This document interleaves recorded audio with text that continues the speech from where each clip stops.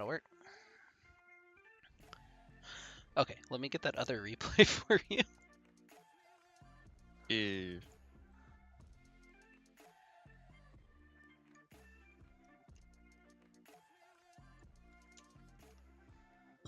Because the other replay is the one that we're starting with. Yeah.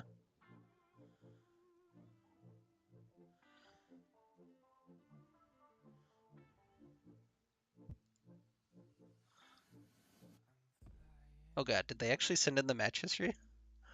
I don't know which game I'm supposed to pick. Maybe they're in there.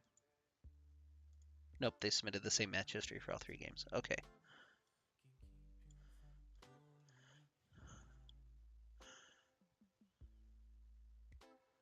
Oh, and the link doesn't work. Okay. Nice.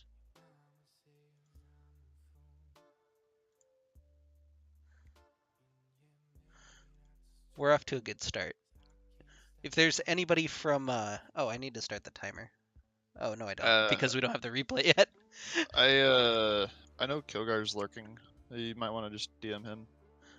Kilgar's not on Omega Wolves or Jingo Squad. Oh, you're right. You're right. You're right. I don't know why I thought we were doing the OGR match. Never mind. No, that one's last.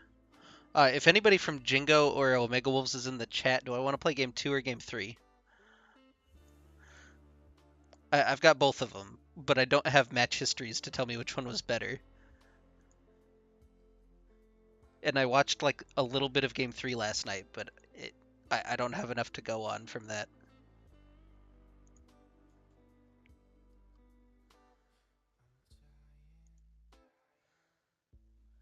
Do I see anybody online that I've talked to?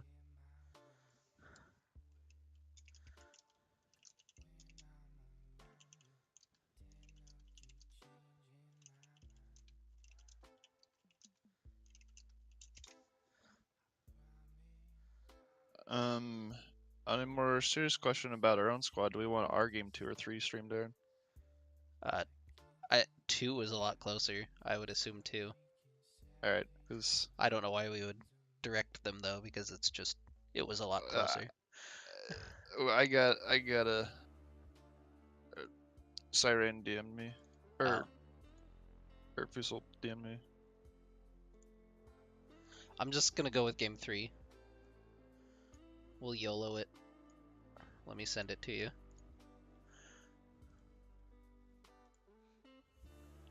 Maybe we'll just do both. Because I don't know that we'll have the other one.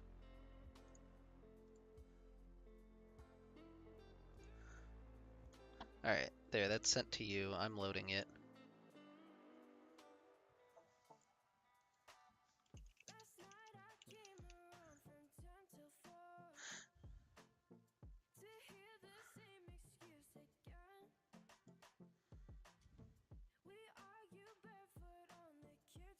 Maybe I'll just load this really briefly. We'll just look. We'll try to use science to determine.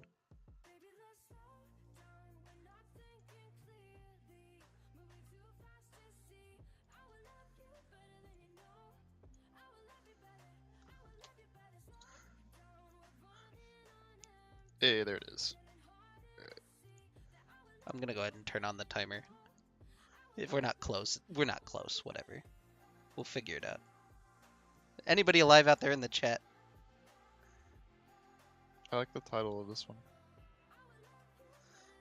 That's what that was sent to me as.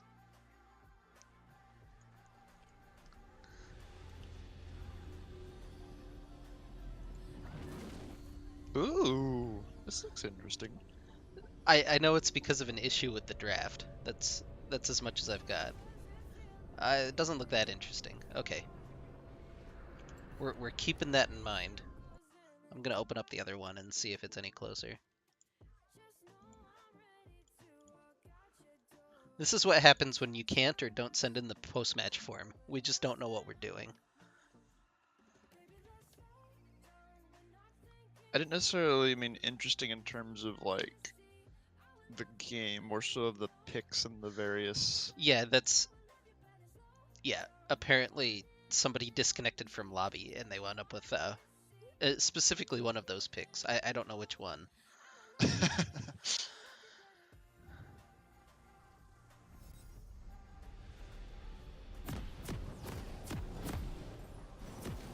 Both look about the same in terms of.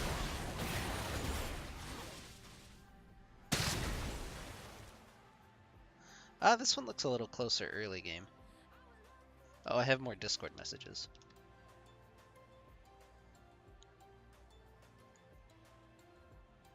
Okay, we're gonna do game two. Okay. Arctic Bear has decreed that we are doing game two, so we're gonna do it. Let me send it to you.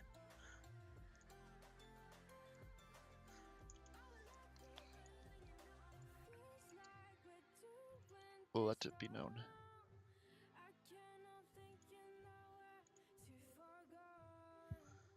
Okay. Oh, I just closed it. Let me load it back up. It's a rough morning, guys. We might have some League of Legends to show you. We also might not. Again, if anybody from Indigo Sky or Ghost is watching and you want to send me the replay, we'll cast it. If you don't send me the replay, you're not going to get casted this week. So,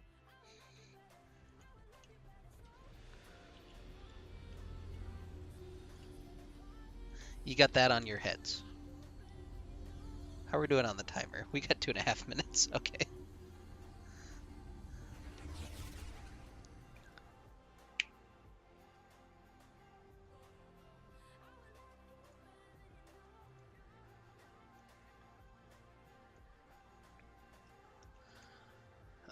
What team is this? Okay.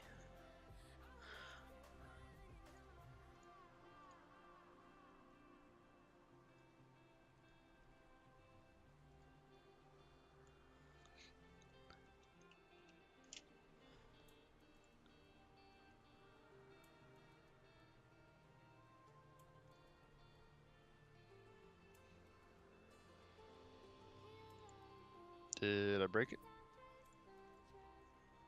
That's a pretty complex question to ask. Yeah, I actually think I broke the replay. Let's go. Let me reload it. I just tried to back it up so it'd be supposed to be starting at 0-0, and it was like, nope, locked up.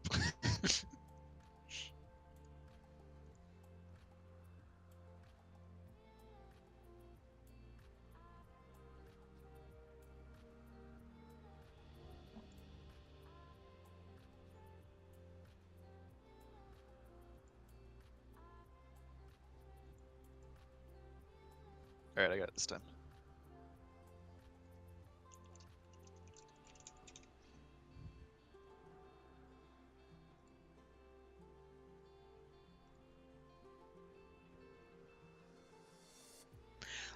So when you download the replays, they show up in your documents folder.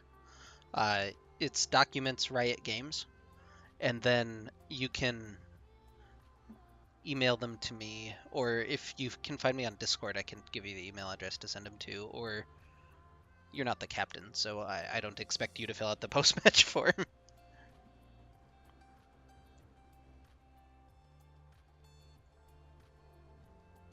But yeah, it should be your documents, and then Riot Games or League of Legends. I don't remember which one it is, and then it'll say replays, and then it'll be in that folder with all of the other replays you've saved. So it'll be the most recent one, hopefully. Fingers crossed on that. Um, and if you just want to send me whichever game was closer, I'd also appreciate that. Alright, your timer's up. My timer's up. Okay, let me do an intro We have to do video. some League of Legends now. Multitasking.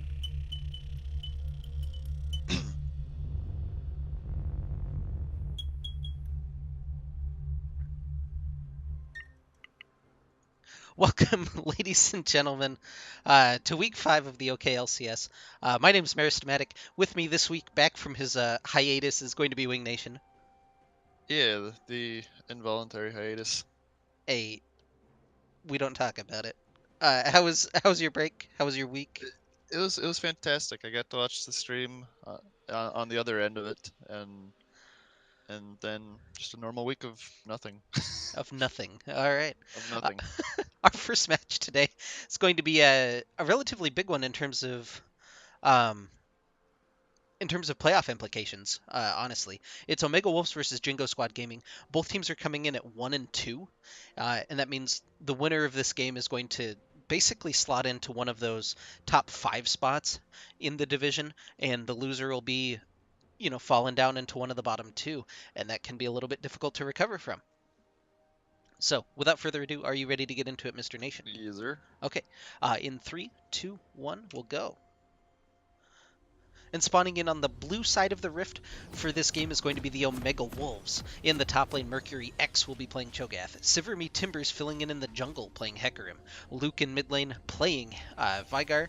Loker Mac Jr. and Savory Satan will be the bottom lane today playing Tristana and Brand. And on the red side, we've got Genocide Jack up in the top lane on the Urgot pick. We got Thugs Bunny in the jungle on Zac. Uncle Jabronis on his Ahri in the mid lane. We've got BJ97 and Bad Castle now on the Lucian Nautilus. Yeah, apparently he heard on the podcast. We called him out as being a little bit bad castle the last couple of weeks. Decided to fully embrace that and change his name to it.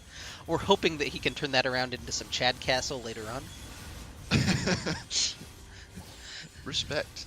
The For the record, that's how we hope you take some of the criticism in the podcast, is fully in stride and trying to improve rather than sending nasty messages to Scrambles. But, Scrambles likes those hate mails anyway, so maybe just continue doing that. Anyway, we saw the 5-man invade from Jingo. All they did was take a Pillar of Flame for their troubles. So that'll be some nice stacking up on the Spell Thieves Edge for Brand, but other than that, not really anything worthwhile. 10 gold in the pocket for Brand. But interestingly, GetRECt has moved into that bush on top of Red Buff, I guess trying to see if they move over there as a group. He doesn't have the ward yet. Okay, really delayed ward. He might get to lane a little bit late as a result of it, but that should give them some nice vision on Zac's pathing. Shouldn't miss any minions, just might lose the shove. Which he's already going to lose against Urgot, let's be honest. Yeah, it's Urgot.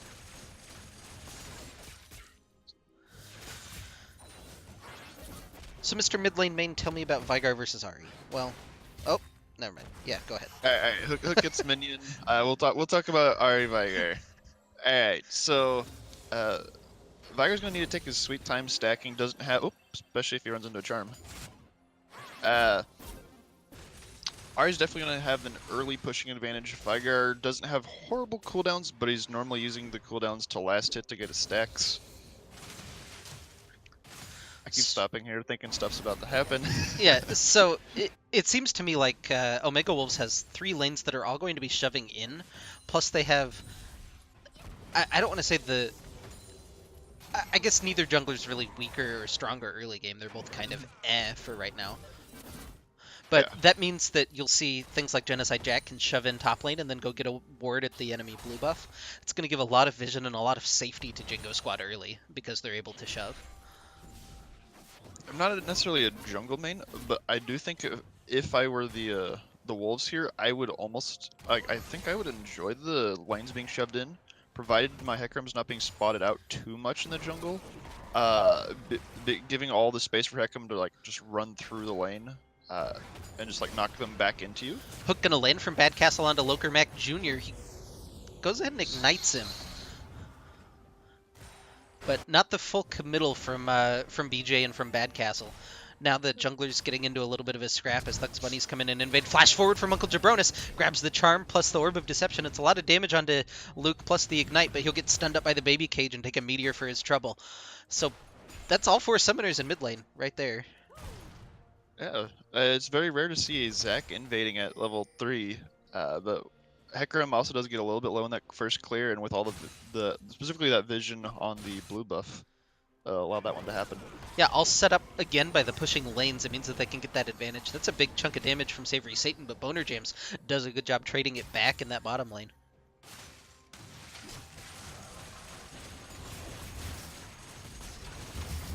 I'm seeing a question in the chat if Jingo's game is airing already. It's on right now.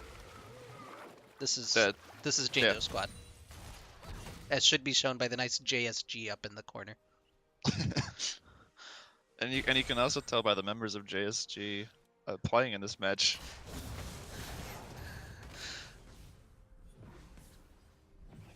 Our support's trolling us. That could also be the case. We could just be getting trolled. That's unfortunate. But yeah, so far it's a 10 CS advantage for BJ here in the bottom lane. I, again, you're going to just struggle as Tristana anyway. I think if you come away with like a 20 CS disadvantage out of lane, you're doing fine on Tristana usually. Not my Tristana. Not your Tristana. Give me the 50 CS deficit.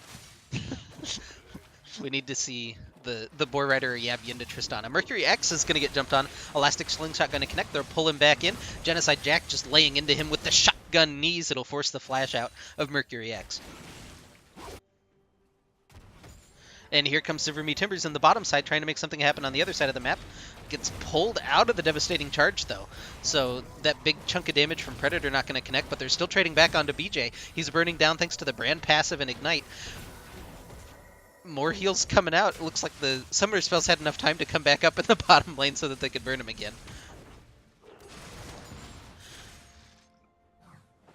Alright, a lot of Summoners burnt. No. Oh. Now Thugs is here in mid. That's a good baby cage, though, to disengage from Luke. Dash forward from Cultibronus as he's at level 6. Not going to grab the kill, though. Doesn't fully commit through. They know Hecarim is nearby. Genocide Jack flashes under tower. It'll be first blood for Mercury X. Alright, looks like Genocide Jack just didn't want to wait to get mana for Fear Beyond Death and forced to play and gives up first blood to a Cho'Gath. Yeah, it was a level 5 Cho'Gath, didn't have Feast available, but he had to know it was coming soon, so that level up might have caught him by a little bit of surprise under tower, and that could have turned really, really bad. As it turns out, it's just, like, kind of bad. You give up first blood, but you don't give up the Feast stack immediately as well. That's true, but I mean, there's the Feast stack right there. Not necessarily on Champion, but yeah, still Feast stack. That counts toward his 6, though. He's not gaining the extra stack. Poor Urgot main in the chat, upset after that one. Urgot main in the chat, what do we think of Butcher Urgot as the pick? I think it's like objectively his worst skin, but... So, as someone who has Butcher Urgot as my only skin for him, realize it was purchased for the pre-rework Urgot because that was the fun... I guess you could like adult throw content. Yeah, you could the like adult throw content chainsaws. version. That's not exactly what I called them, but it was adult combat, or it was adult content, if you will.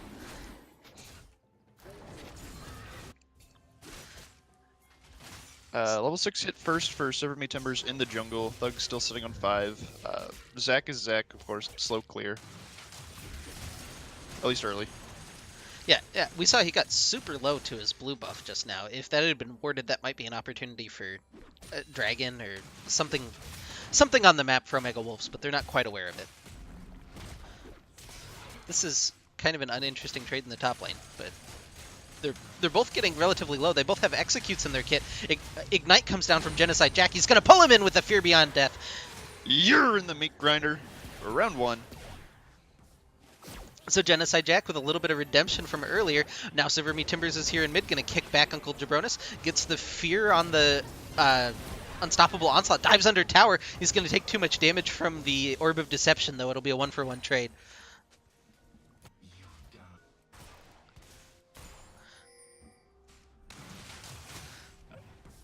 Yeah, Mechanical Reaper is right. The auto attacks on that skin that Urgot's on right now, they are like little buzz blades. You can't really see them. It's more of you can hear them every time you auto attack. I had a couple baby cage. That just looks like an awkward interaction. Here I am diving majestically through the air. I'm just gonna get stopped by this invisible wall that shouldn't be up there. Unlucky. Granted, if that was a blink, that'd be pretty broken, as it turns out. Yeah. If Zac Sleep was a blink, oh my god. It's a huge CS advantage for Genocide Jack up in the top lane.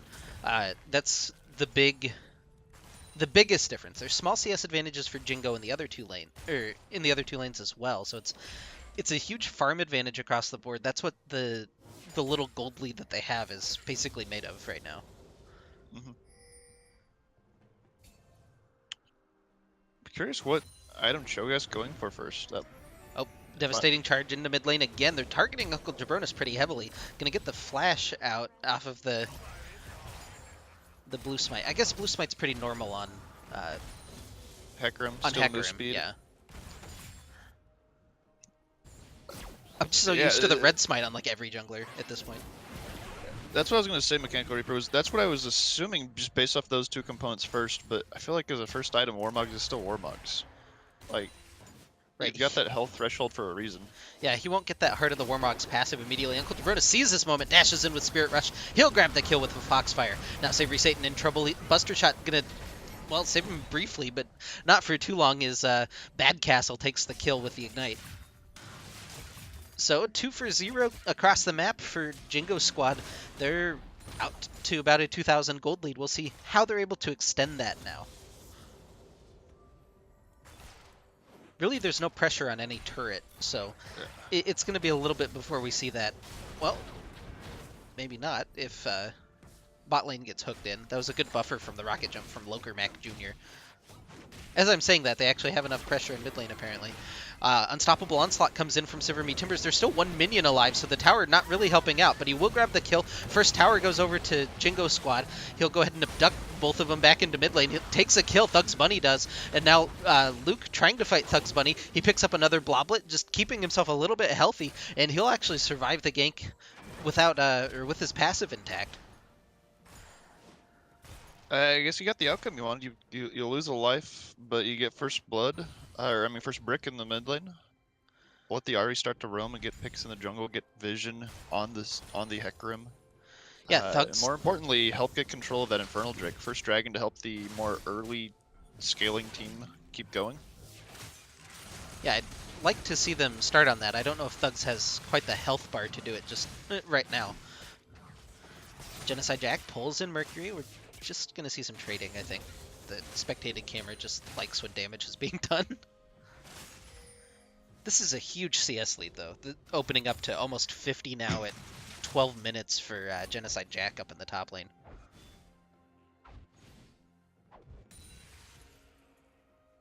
They're actually sitting on about even gold in their pockets for right now, for purpose of basing anyway, or like what they've got right now. The gold difference is reflected in the items. You've got the Warmog. Oh, there's a buy. But you've got the Warmogs, no boots, no anything. And Merc Tread's already come through for Genocide Jack, and he should basically be about to get his Black Cleaver on base. Yeah, Uncle Jabronis is walked up to top lane. They're setting up to just gank Mercury X as soon as he comes back in. If not, just grab the tower outright. Right now, Genocide Jack proxying the minions, but they find Mercury X, charmed him in, Fear Beyond Death connects. Do they actually have enough damage to finish this off? Mercury X feasts him down. One more auto might do it, but he's going to flash away. Genocide Jack gets the little shield back from the W. No charm from Uncle Jabronis. Now he's on the wrong side of the fight, though. He's still relatively healthy. The passive sustained from Mercury X, and now Luke has managed to wander back up. Silvermeat Timbers is not super close by, but he's ghosting. He's on the way. He's got the devastating charge. Baby Cage doesn't connect, but Hecarim just gonna rainbow pony his way past. Not the most successful dive we've seen. Basically just trading out summoners and ultimates up in the top lane. Summoners, ultimates, and a stopwatch. I would definitely say not worth. Yeah. I guess the good news is you didn't lose anyone. Yeah, I do want to see both teams set up for this dragon. I don't know why we haven't seen any... there's been a handful of words exchanged over the top of it, but there's been no real pressure applied to the dragon. There hasn't been, you know, the 4 or 5 man roam bottom to try to secure it. Seems kind of questionable with the Infernal up, but right now Jingo has vision control, and they're going to go ahead and maybe start it up. No.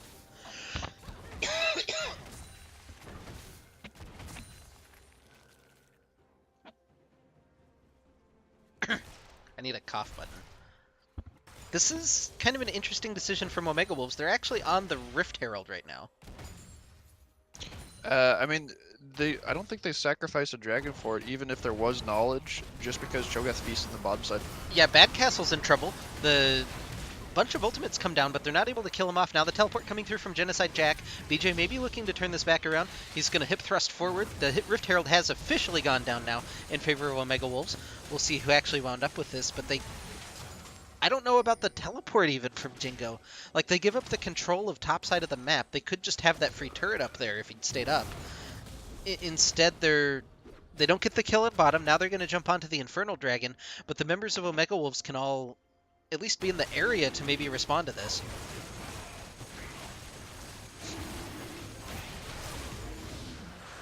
It is secured by Thugs Bunny, so Omega Wolves didn't fancy a fight. They feel like they're a little bit too split up. That's probably the correct call in that situation, but it's kind of a weird play of the map in that situation. Yeah, definitely unique. More than anything, I'm still looking. There still is a 2,500 gold lead for Jingo after the turn of events. Could have broken that open more with that top tower a little bit, I guess. Not as much global gold on those now. Oh, the pull in on Loker Mac, the hook not going to connect. BJ goes really aggressive. He's going to grab the kill, but go down to the brand passive in exchange. You'd think as fiery as he is, it wouldn't affect him as bad, but unfortunate. Thugs jumps in bottom lane. We're not going to see that, though, because Genocide Jack has decided to auto-attack Mercury X. Thanks, spectated camera. Flash forward from Luke, but he didn't cage immediately. Gets charmed now into the pull. There's the baby cage finally coming down. Lokermac doing quite a bit of damage with that explosive shot. Here comes Silver Me Timbers. I don't know about that target choice. He goes on to Uncle Jabronis, who's going to get out. I think you just take the one kill. Now he's going to get pulled back in by Thugs Bunny. He will trade the kill under tower eventually. Luke and Bad Castle over the wall. Primordial Burst isn't enough to solo out Bad Castle, though. Thugs Bunny jumps back over the wall, trying to get onto Luke. The baby cage doesn't connect, but he'll take a meteor for his trouble and walk away. Luke is still level 10 in the mid lane. That Primordial Burst definitely would have been a kill if it was level 11, but just, I guess, hasn't gotten enough XP for that yet. I guess this top laner's not 11 yet either. Yeah, I'm just not sure about the target selection immediately. BJ, press the attack damage is pretty good, as well as forcing Savory Satan to take that tower shot. But when you're running in as Hecarim, you just take the free kill, right? You don't force the issue onto Ahri. I thought the idea was you get the free kill, get the free money, get yourself to snowball harder to the point that you can eventually force, but you have to reach the point where you can force. Yeah. Or in this case, I feel like his job's almost mostly just to carry his squad through the early to mid game while the Tristana and the Veigar come online. And even the Cho'Gath, honestly. Yeah, Genocide Jack gets caught by the Rupture. Luke and Mercury X both trying to turn this back around. Now Silver Me Timbers is here. Thugs is going to jump in, but it's a little bit too late. The Feast has already gone down as Mercury X picks up the kill. Rupture going to connect onto Thugs Bunny. This will be the first time his passive pops this game, although there's a charm over on the other side as Uncle Jabronis has walked up. There's a bunch of low members here from Silver Me Timbers and Luke, so they're not able to finish that off. A little bit of greed there from Luke as Uncle Jabronis picks up the kill on the turn. Thugs now jumps, well, he doesn't have that quite that range yet. Jabronis just waiting out that the charm. Doesn't quite connect it, but he does grab the Orb of Deception. Why are you sticking around if you're Omega Wolves? That is an excellent question, and one I do not and will not have an answer for. That's a very interesting and questionable decision there. Yeah, they'll grab the top lane turret. Does Jingo squad, they're going to extend their lead back out to about 4,000 gold. Now Bad Castle. That Rift Herald's going to expire too. Yeah, the Rift Herald just expired while Silverme was dead. So they put all that macro pressure into picking up the Rift Herald, and then they're not even able to drop it. Oh, teleport coming in bottom lane here from Mercury X. Jingo squad does know, but can they do anything? They're both stunned up at the moment. Now BJ's taken out immediately. The Savory Satan picks up one, and Mercury X will feast down on the Nautilus for the second kill. So good turn there from Omega Wolves, grabbing back a little bit of advantage on the map, but they're losing pressure in the mid lane as the inner turret's under fire.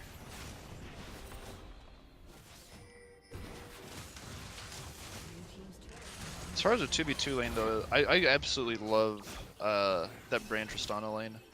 The the Brain has enough damage to carry the Tristana through her weak early phase. And if you're coordinated, you can just like have some super cheesy level 2, level 3 kill pressure. See our own bottom lane, for example, versus jungle / mid laner.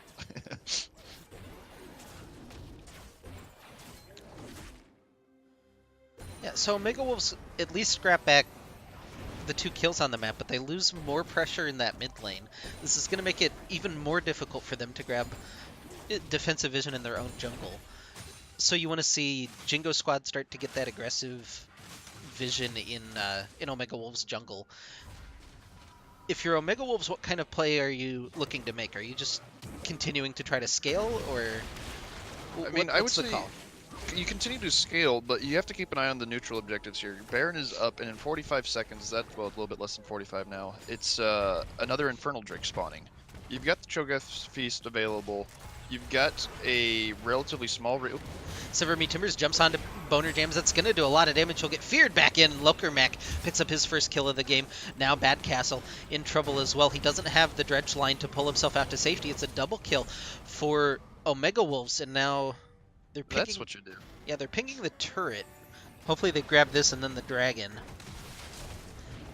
Genocide Jack is here. Just going to go ahead and lay through with some of the shotgun knees, but they'll lose the tower. So that's the first tower of the game picked up for Omega Wolves. The Pyroclasm just burning back through Genocide Jack, but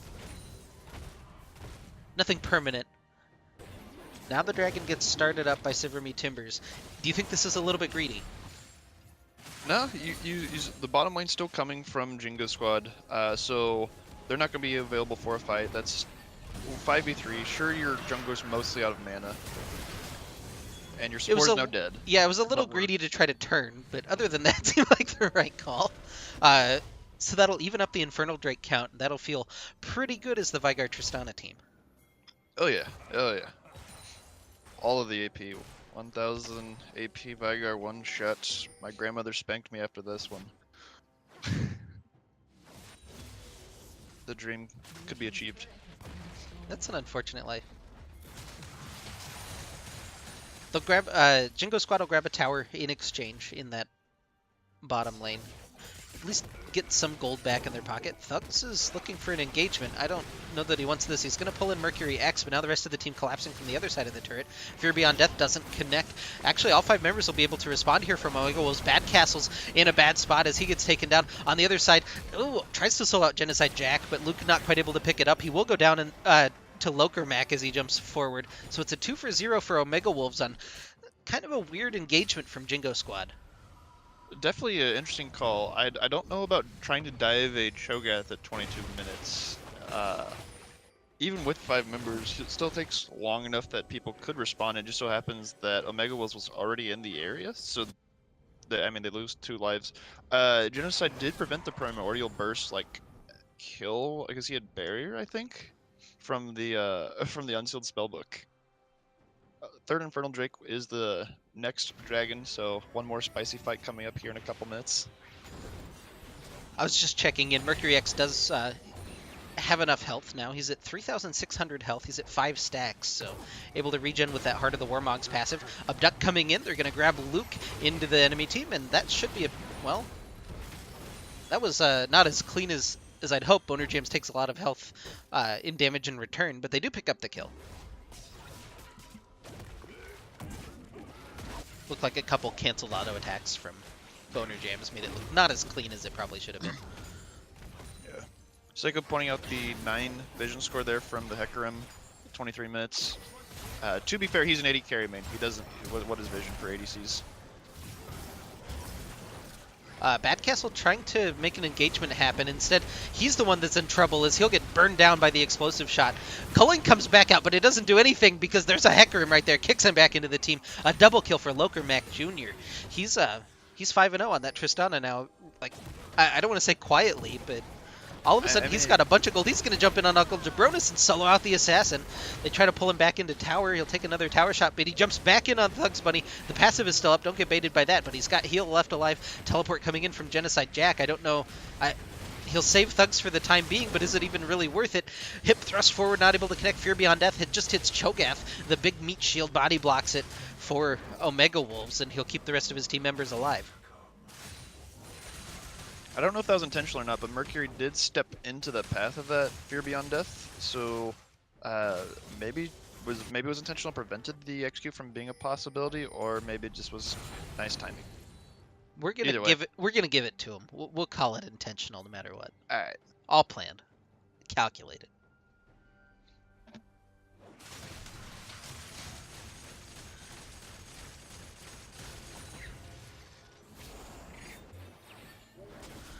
But now you can see the scaling starting to come online for Omega Wolves. You've got the 2 items finished on Tristana. Should be relatively close, I would imagine. I guess not that close. Still about 900 shy of that Infinity Edge. You have the Trinity Force on Hecarim. You've got a Luden's Echo plus Fiendish Codex. Yeah, the Vigar's a bit behind. There's almost a 3,000 gold difference between mid laners. Anyway, you have the Leandries on your support. You've actually got some pretty big item spikes finished up if you're Omega Wolves. But now, I don't know that you're going to start to see Jingo Squad scaling off a little bit. It's but right now, BJ has his big power spike. He's got his Black Cleaver in his Blade of the Ruin King. I couldn't think of the name of that item. I don't want to say he scales off necessarily, but it gets a little bit harder for him to output a lot of damage when there's more threat in the team fights. And the thing I'd be worried about, whether it be Boner Jams or Jabronis here, is there is a lot of AoE damage. Even if the members aren't fed that are hitting with this AoE damage, it's just a stupid amount that comes through because Vigar is Vigar and Brand is Brand. Throw in the fact that you have to dance around the random ruptures and deal with the silence. I'd be worried about, honestly, just straight up 5v5s at this point. I'd be having to play around picks that Zach can get for me. Yeah, plus you do have the Fed Urgot. Bad Castle's going to get engaged on. Silver Me Timbers just runs in from just outside of that vision range, and Bad Castle didn't really even have time to react. I don't know if he didn't have the dredge line up or just didn't see it coming, but it'll be a clean pick for Omega Wolves, and now 30 seconds until that Spicy Dragon spawns.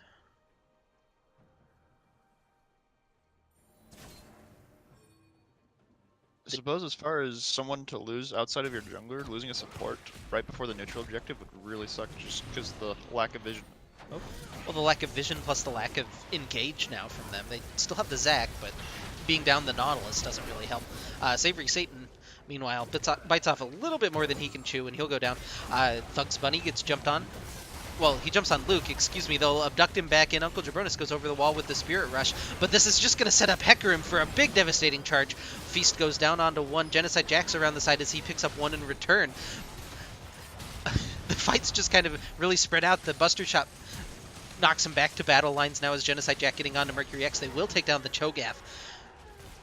And the Infernal Dragon's up, but you don't have the jungler in Thugs Bunny, so it's just going to be the push from Jingo Squad. I suppose this would be the correct call. I mean, you can't take a jungle, or you can't take dragon safely. Silver Me Timbers is still alive and has Predator no, Predator's still on cooldown. Never mind. It's coming up relatively soon, though. That's true. That is very true. I don't know that you're necessarily tracking the Predator cooldown if you're Jingo Squad at this point, but...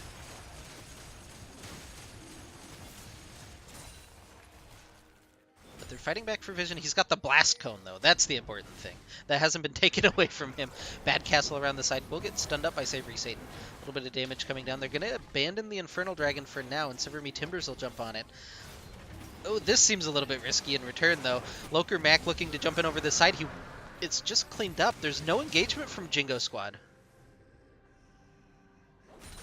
The smite was actually even missed, just barely. 5 health was left on that dragon. Yeah, I don't know if they were definitely waiting for Ari to join, and they didn't have her in time. I don't know if they knew exactly. I guess it's just the lack of vision. They didn't know which members were there and if they could even really take a fight. So they just give up the Infernal Dragon. So it'll be the one Infernal advantage for Omega Wolves for the rest of the game. That is 8 total stacks there now for the Cho'Gath. Oh, only 3 on minions. Charm just a little bit wide from Uncle Debretta's, not able to connect on Luke, but he's going to force it through anyway. The Orb of Deception does so much damage, but he'll get return killed by Loker Mac Jr. That's a pretty huge Tristana at this point, 7-0 and 8. You can say goodbye to 1, maybe 2 towers here, because there's not a lot of, well, yeah, there's not a lot of wave clear. It's just the Lucian. I guess they're not going to force. Yeah, the Ahri basically represents your wave clear. It's Outside of Urgot's got an okay amount. Normally, at least I think with the meta that we've been seeing pros do, they've been taking the minion Materializer on Urgot to help his wave clear a bit. Granted, when your Urgot was top lane when it's going down, there's no wave clear in the mid lane. Yeah. Plus, then all you have is culling, which is good for 1 minion wave, basically. Not even anymore. After that nerf, I don't. You can't even like 100-0 a minion wave. I thought at least early to mid game.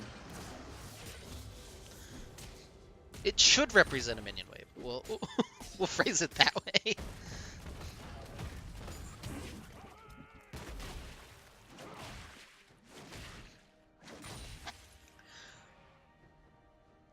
So it is about 1,000 gold lead for Jingo still. I'm willing to bet they feel like they're behind though. In terms of scaling, they certainly are behind the ball. What are you just looking for picks then? If you're Jingo. Pretty much, you've got the single target damage I mentioned earlier. You've got a charm from Ahri, like that's 1 target. You've got a point and click ult off Nautilus. You've got Zac to abduct. I mean, he can abduct multiple people, but you probably don't want to yank a Cho'Gath in, or even a Hecarim in at this point, because he can just ult out or fear you into their team. So unless you can get like a catch onto the Tristana or catch onto the Veigar, I'd be pretty worried if I was Jingo. Yeah, they really need to find a way to get onto Tristana. Loker Mac, unkilled in this game, has scaled himself back out. He's actually got a CS advantage over Boner Jams now. Shoutouts to Genocide Jack for the Flame Horizon, though.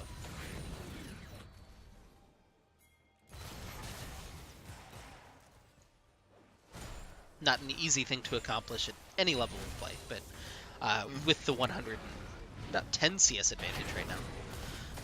Jump in from Thugs Bunny, not able to abduct anybody as the flash out from Savory Satan. Fear Beyond Death does connect. He'll stun up Genocide Jack, bounce out from Loker Mac as they're just buying space. They don't have Mercury X with them. He's got teleport to join the fight, though, if they were looking for a re-engage. That was a 5v4 that they lost. Yeah, Luke finds Bad Castle. That's a Primordial Burst. That's a kill. Yeah. Now they really lost it. Like, they tried to force the engage, and Thugs Bunny landed on the brand, which that's one that unless I was able to like 100-0, I don't even know if I'd be yanking the brand into the team just because he can ult and at least trade all of that damage back. Yeah, it's rough. And we also haven't seen the CC layering that they're capable of. You have the Zac to jump in and initially engage. You layer that into Nautilus, you should be able to hold somebody still for a good, 15 seconds, basically, just off of that. But instead it seems like it's just been Thugs, or it's just been Bad Castle who's been the front of the fight. It hasn't been both of them trying to initiate together. So, like, maybe I'm slightly wrong here, but Mechanical Reaper, you can probably clarify on this one. Isn't the more common build right now in Urgot the Black Cleaver Righteous Glory he's got, and then taking that into Stoneplate? Rather than picking up like the Frozen Mallets. The magic resist is definitely solid into the team he's fighting, but just was curious for like a 3-item choice. That's what I've been seeing pros do. I didn't know what the logic was behind it. Always nice when you have that Diamond Urgot main you can rely on for your Urgot builds. Oh yeah. I don't play Urgot, what do you mean?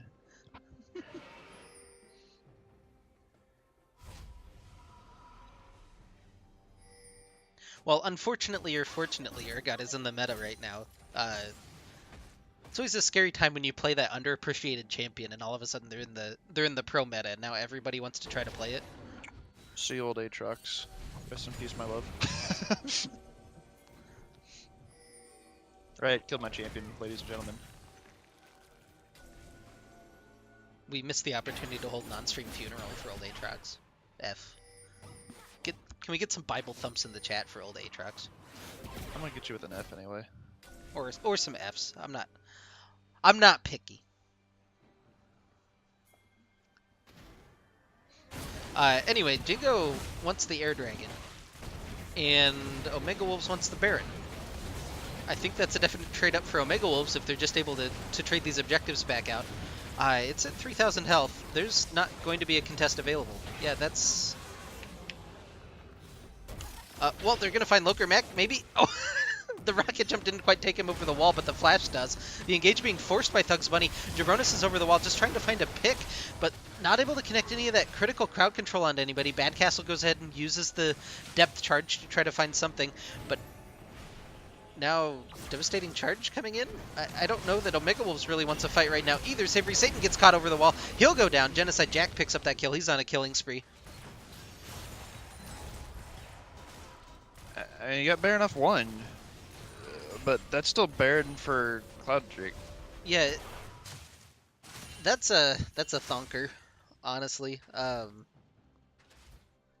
It denies the Air Dragon from Hecarim. Let's look at some positives. So Hecarim doesn't get that extra little bit of attack speed or attack damage. That's the positive I've got for Yeah, it. and you prevent the Cho'Gath from rotating as quickly, or the immobile Vigard from also rotating as quickly. But that's about all I got for you. You also just lost 3 minutes of a pretty big shove, or what should be a pretty big shove. Yep, and plus you're the early game scaling team. Like, you don't outscale Vigard Tristana. Pretty much nothing does. So basically, if nothing else, if this doesn't accomplish anything else, it's a 5-minute stall timer for the scaling, and Omega Wolves gets that time to farm and get more items. Not that they need more time. Tristana has 4.5 items. Just 4.5 items. They're up to 2.2k or 2.4k gold lead. The scaling team has. Well, Genocide Jack just walks into 3 members of Omega Wolves, takes a lot of damage for his trouble. Does he live? Nope, the explosive shot takes him down by Loker Mac. Primordial Burst was used there. Luke's still level 15, his AD carry level 18. Well, you can kind of see where the farm goes if you're Omega Wolves. I mean, that is true. Even when it's Siverme Timbers playing, they put a lot of farm onto that AD carry. That just seems like a preferred style of theirs rather than something, I don't want to say that unintentionally happened to this game. It does seem like they put a lot of effort into getting their AD carry ahead. Goes and abducts Luke, but he's got the flashback available. That's kind of feels bad. Now Siverme Timbers is just looking for Bad Castle underneath the turret. Gargoyle Stoneplate is popped just to try to keep him healthy. Aftershock proc not going to buy a whole lot of time either as Siverme Timbers picks him off. You have Boner Jams assigned to the same lane as Mercury X as well. They're losing towers everywhere. The base is in shambles now for Jingo Squad. Omega Wolves will lose Mercury X here in the top lane as Boner Jams and Thugs are able to pick him up. Loker Mac goes ahead and Buster shot somebody back into the fountain as they'll secure that push. That should be, well, it's 2 inhibitors, if not 3 now, in favor of Omega Wolves. And this game is all of a sudden pretty much over. Thugs jumps in, grabs the Stretching Strike. They kept the old name. I couldn't think of it. Grabs the Stretching Strike, but he's not able to pull anybody in. That'll be the recall now. It's a 3 inhibitor advantage now for Omega Wolves. Guess one last buy, and then what should be a clean end. You've still got... Is Baron timed out yet? I think they've got another brief... No, I guess Baron did just time out. So I guess non-Baron, but you've got the double supers pushing in every lane. So, in terms of your defense, right, Omega Wolves set up kind of 1-3-1. They had Hecarim and Cho'Gath as their ones. Yes. You respond as Jingo Squad. You put your Nautilus against the jungler, and then you put your 80 carry up in the top lane against Cho'Gath. I just don't know about those lane assign. Like, Yeah, no. In I mean, the Nautilus shouldn't be 1v1ing or anyone essentially. It's easier support. it, The As far as like up against the Cho'Gath, Lucian wouldn't be the worst in the world just because of the Black Cleaver and his ability to kite and dance around what Cho'Gath can throw at him. I would still probably but prefer the Urgot because Urgot yeah, passive you have Ari and Urgot though. yeah. Like they're just strictly better side. I don't know. Anyway, heat of the moment, I guess. You don't think about your lane assignments necessarily, and you wind up with your Nautilus getting towered over in mid lane by himself. Omega Wolves. Baron is almost up or is up. No, it's definitely gone. I can't tell if he's purple or not. Yeah, the Hecarim skin throwing me off. Okay, He's always Baron's up. purple. You still have you have double super minions in every wave. You just kind of walk it in here. Thugs looks for the engage and grabs nobody with the abduct. Baby Cage will grab that or Bad Castle. Pyroclasm bouncing back across the members of Jingo Squad. No one's gone down just yet, but it's a double kill off of the burn. For Savory Satan. Genocide Jack tries to jump in. He does trade 1-for-1, but that's not enough to secure the base defenses. The Nexus turrets both under fire. They both go down. Loker Mac looking to end the game. Siverme Timbers wants to fountain dive. I don't think that's the decision quite yet. They will stun up Thugs Bunny. They will finally fountain dive, but Thugs is regenning way too much on the fountain. That'll end the game, though. It's the win for Omega Wolves. They'll improve to 2-2. Jingo Squad falls to 1-3.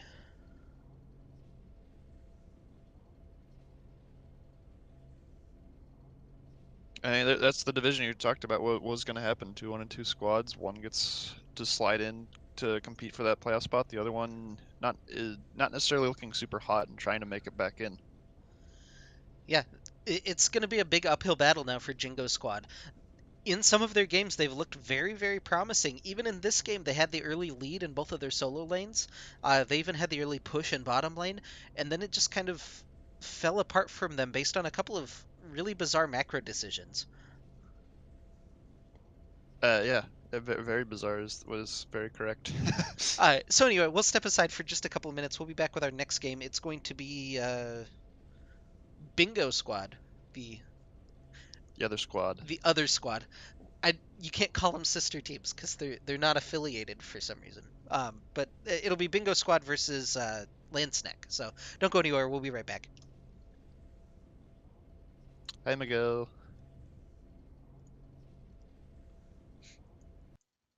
I almost hit stop streaming. That was almost a tragedy. Oh hey, there's the champion we'll never let you play.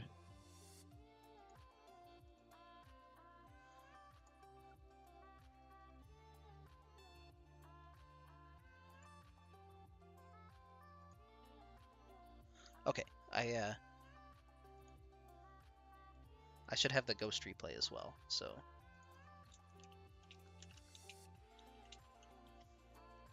let me email that to you while I have a minute.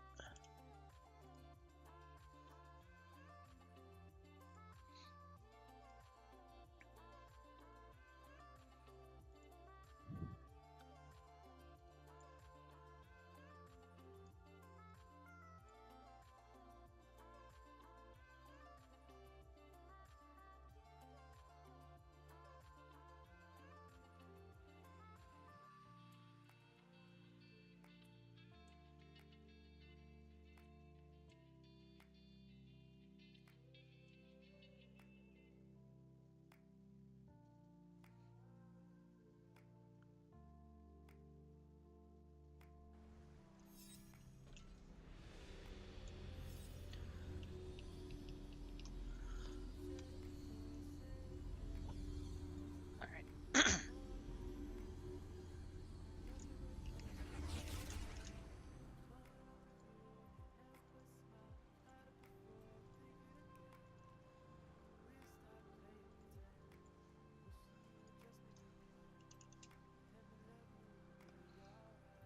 Do you want Sneck to be yellow or teal today? What side's bingo? Are they Bingo's black and yet? Bingo's No, blue that's side. Jingo. Yeah. No, I knew that. I was just thinking what colors they were. Oh, they're blue. That they're blue, so then yellow You probably. want yellow? Okay. Yeah.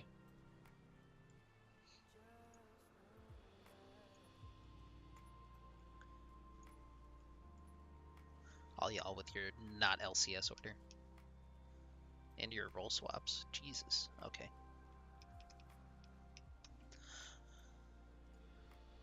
Alright, you ready? I am. Okay. Welcome back, ladies and gentlemen. This is game number 2 of week 5 of our OKLCS Gold League. It's going to be Bingo Squad Gaming versus Landsneck. Again, repeating myself, but both teams coming in at 1 and 2. This means winner of this game advances to 2 and 2. They're in line, like looking at that playoff spot.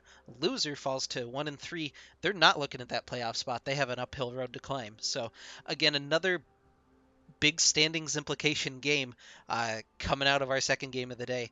Are you ready, Mr. Nation? Yes, sir. Let's go. Okay. Oh, I started to count down in my head and then I never actually did it. I also didn't swap this properly. Oh, it re-swapped on me when I hit. Oh, I that's see you nice. trolling me on stream. Yep. Nice. Okay. 3, 2, 1, go. Did you make it? We're doing it. No. Yeah, Nope. yeah, we're good. Okay. On the bottom side of the map, wearing the blue health bars this game, it's going to be Bingo Squad Gaming with the FUS clan tag for no particular reason. In the top lane, it's Zale, 1212, playing Gangplank. Jervil in the jungle, playing Amumu. Hoey C in the mid lane, playing Vigar. And Karasuda and UMW support in the bottom lane, playing Kaisa and Morgana. On the red side, we've got Iron Man Fan 34 on the Gnar top, Moose 9068 on the Skarner in the jungle, the White Shadow roll swapping back to mid, this time on Syndra, Sassiest Dragon swapping down to 80 carry on the Jinx, and Gara of the Sand on Braum. Plus 10 and plus 5. Yeah, good trades so far. You get that 1 vision score on Syndra, though, for that. That feels good. You got the 1 vision score for UMW support as well. A lot of interesting role swaps in this game. This has been, I don't want to say the preferred configuration for Bingo Squad, but it is one that they've run a couple of times now, with Hoey in the mid lane and Jervil in the jungle and Zale up top, just rotating their members around from where we saw them in the early weeks. But they secured their first win with this configuration. Now we'll see if they can secure their second one. Mm-hmm. Meanwhile, this is the first time that we've seen this swap from Landsneck. We know that White Shadow played mid lane last season, and Sassiest Dragon stepped in, kind of took that mid lane role from him, and put White Shadow's support. Gara the Sand just slides from 80 carry to support. It's kind of an interesting... It's the bottom half of the map swapping around for Landsneck, and the top half of the map swapping around for Bingo.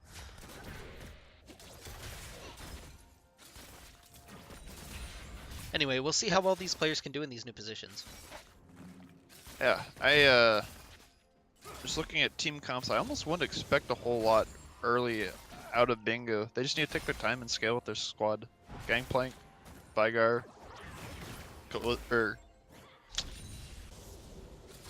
sorry, sneezing. Why can't the Kaisa? It's like the other K word. The other keep K word, wanting the to other say K champion that he's known for. Yeah. Bind lands onto Sassiest Dragon NA plus the Ignite. They're trying to tick him down. Flash forward from Karasuda, and he'll pick up the kill. First blood for Kaisa. I eat my words. Also, just looking at that right there, the level 2 Morg shield there might have caught them by surprise. Also, Morgana into this team looks fantastic. You've got the Braum passive, you got Syndra's stun and stuff, you've got the Skarner ult, all of which you can hit with that black shield. Fantastic pick. Yeah, Moose just takes the Scuttle Crab away from Jervil and Zale. A little bit overextended. Will get stunned up. He's already flashed away. Can Moose continue to aggress on him? Doesn't have the red buff, though, so not that permanent crowd control. Hoey C getting traded back on by White Shadow here in the mid lane. Oh, gonna flash away from the last, I can't think of the name, the Cinder Ball. We'll just call it the Cinder Ball. You just mean RQ or Dark Sphere? Dark Sphere, yeah. Yeah. I knew it was something stupid.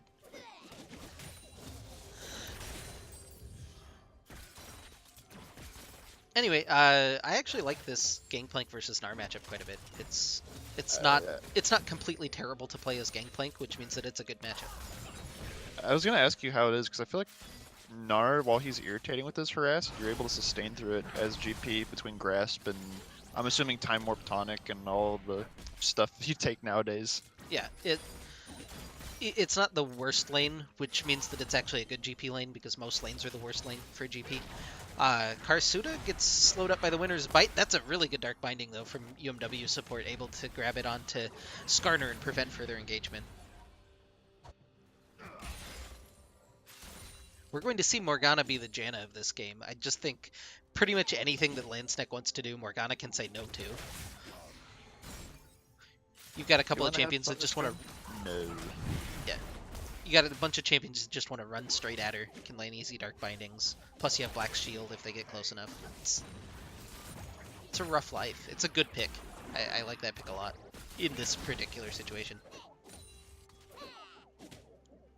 I know you'd already talked about it. I'm just kind of reiterating that. I mean that's just how good of a pick it is. I think into this particular comp. Yeah. I don't know about the rest of the team comp, honestly. Like, it seems like comfort champions more or less for Bingo Squad, but the Morgana pick seems like just to go with that, you know. I mean, if you don't lose your lanes super hard, I don't know about. I don't know if I'd mind this. You've got like, if you got the Curse of the Sad Mummy, giant AOE stun. You got the Baby Cage stack on it with a GP ult on it.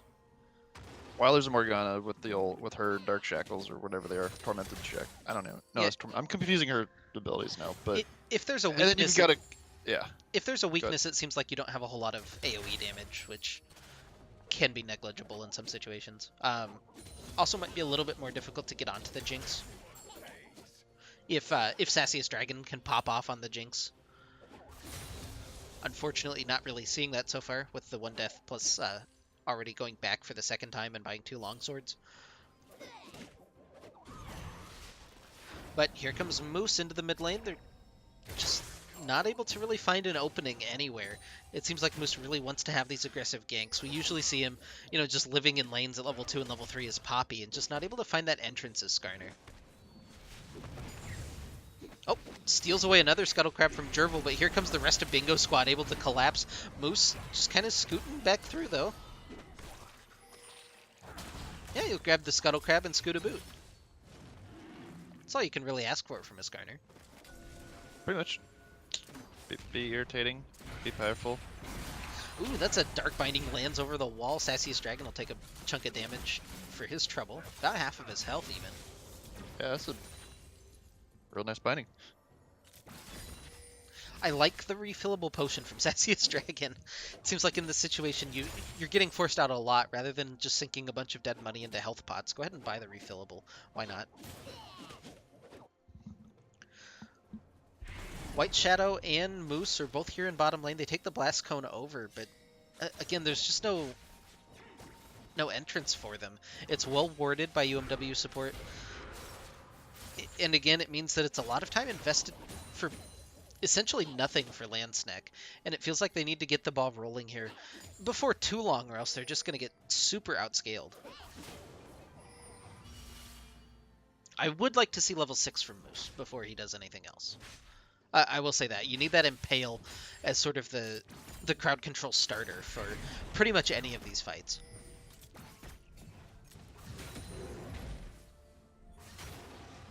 I was about to ask about scaling it, but then I remember top lane.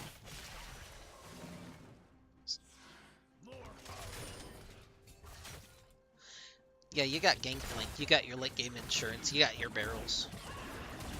You got your gameplay button from Syndra. I think Hoey was looking at something else. He didn't look like he was all there, and he just takes the unleashed power from Syndra to the face. Doesn't seem to overly mind. He's already back to about half. He's got the Corrupting Potion as well, plus the Dark Seal to help top him off. Moose is in bottom lane. They're really looking for this Impale. They're going to try to grab Karasuda, but there's the Black Shield to flash away from Karasuda as well. Dark Binding connects, and that'll be the full disengagement using the Cannon Barrage. We'll see if they want any more, though, because Moose is tagged now by the Plasma from the Void, which somehow makes sense. The Impale got canceled there by the Black Shield. You could hear him shout his line, "Feel my sting" or whatever. Oh, I didn't hear the line. I didn't think he'd even tried to use it. I thought he Oh was yeah, just kind of yeah. It resigned got to. canceled by the Black Shield. Okay. Well, it's up now. Gnar into the well. Iron Man fan sees his moment, and he'll find the solo kill in top lane. Now Drivel's in mid, cleanse immediately, plus the flash from White Shadow. That'll burn both summoners as Drivel uses that Curse of the Sad Mummy to try to set something up. Repeat gank as soon as Curses is up, and that's a free kill. Oh, that's a cheeky binding from UMW support. They're going to find Sassiest Dragon, jump forward from UMW support, but he's not able to find the Soul Shackles onto him. Now Gar of the Sand's kind of on the wrong side of the fight. He's going to flash away. Dark Binding lands under tower, but I don't think they want any more. Moose is here now. Still has that Impale up. We'll see if he can actually use it to any effectiveness this time. UMW support going to tick not down to the Ignite. He still lives. Winter's Bite connects onto Karasuda. He'll jump forward. He'll take the kill onto Moose. They'll jump forward. The Primordial Burst takes down Sassiest Dragon. And now Gar of the Sand in trouble as well. And he'll go down. Double kill for Karasuda. And the both teleports coming through. This seems a little bit greedy from Iron Man fan. He's going to grab the return kill onto Karasuda. But now Hoey just trying to kite him back out. The hyper proc from Iron Man fan dodges out the meteor, but he takes the burst to the face. It's the Q, not the primordial burst. But that'll be picked up by Karasuda. The +6 on the stacks as well. Hey. 6, right? Yeah, it's 5. It's yeah. 5 plus the kill, so it's 6. Yeah. Woo. That was a really good fight from Bingo's squad. Karasuda saw his moment with the killer instinct. He went in, he took down Moose as well in what should have been a situation where Snet got 1 kill and got out. They were able to turn that into 3 kills for Bingo. Moose looking for Zale in the top lane, pops his Predator. This isn't a huge amount of damage. The orange is already used by Zale as he gets pulled back in under turret. Now White Shadow is here as well. Lands just a knock back into the Unleashed Power. That'll be a kill for White Shadow up in the top lane. Like, I mean, yeah, they get the kill top and they get a kill onto Syndra, which will help her stay in the game so she can hopefully start one-shotting Karasuda or Hoey. But your Gnar is kind of falling behind in CS. Just because of the Gangplank tags, despite not having 2 kills on him and having the 2 deaths, he's only down a couple hundred gold. Yeah, the Gangplank tax plus Iron Man fan actually finished that teleport into the bottom lane.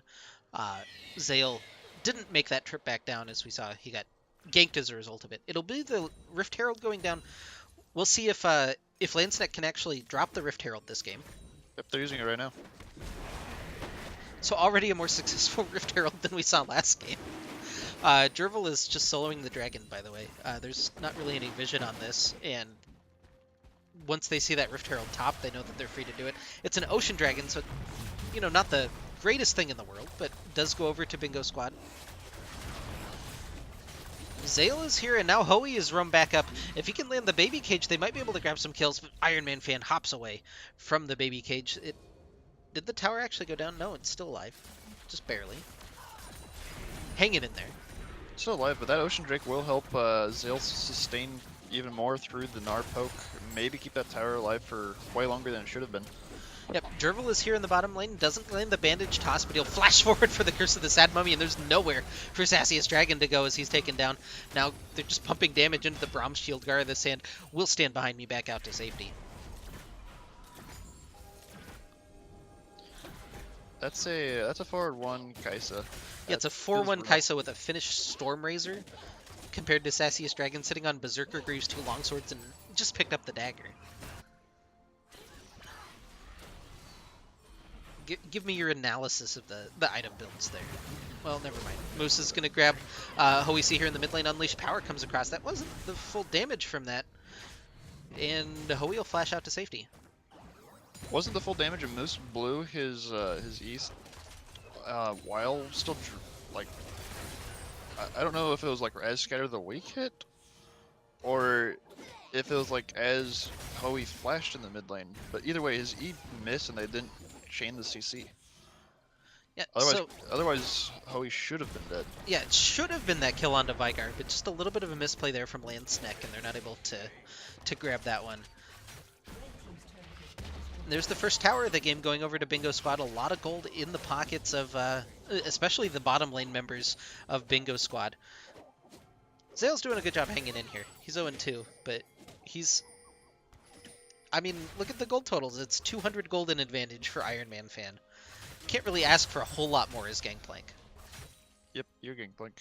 You're pre-Triforce Gangplank. Well, not once he gets his base off. I don't... Does he have enough to actually finish it? No, he won't have the He needs, combined like, cost. 20. Yeah, he'll need about... Well, 1330 I thought was it. Or no, he needed 1433. It's 1433. Yeah. Yeah. So one more wave.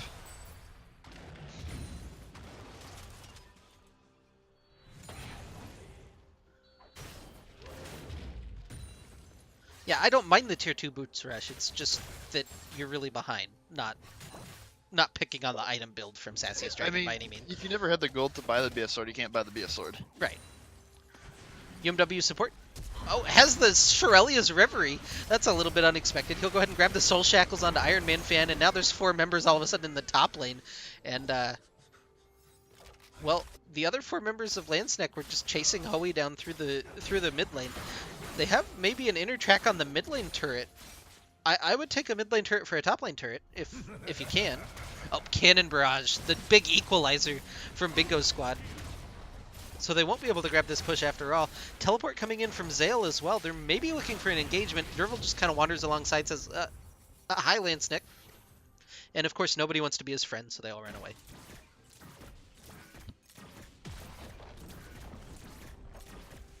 Free tower going over to the Kaisa. Yep, and that'll be the solo tower gold as well. UMW support did well standing just outside of that gold range, making sure that both that the Kaisa was safe and that didn't, pocket any of that extra solo gold. Moose flashes into the baby cage to pull Hoey. Here's the unleashed power. That wasn't... Was that the full damage? That's still 1 orb short, isn't it? Plus, I think the nullifying orb pop from Karasuda. I didn't even mention that. Oh, As you've said previously, the Suck My Dick rocket. the Suck My Dick rocket comes through and grabs the return kill from Sassiest Dragon. The Primordial Burst did finish off Moose, which is what I was trying to mention before that.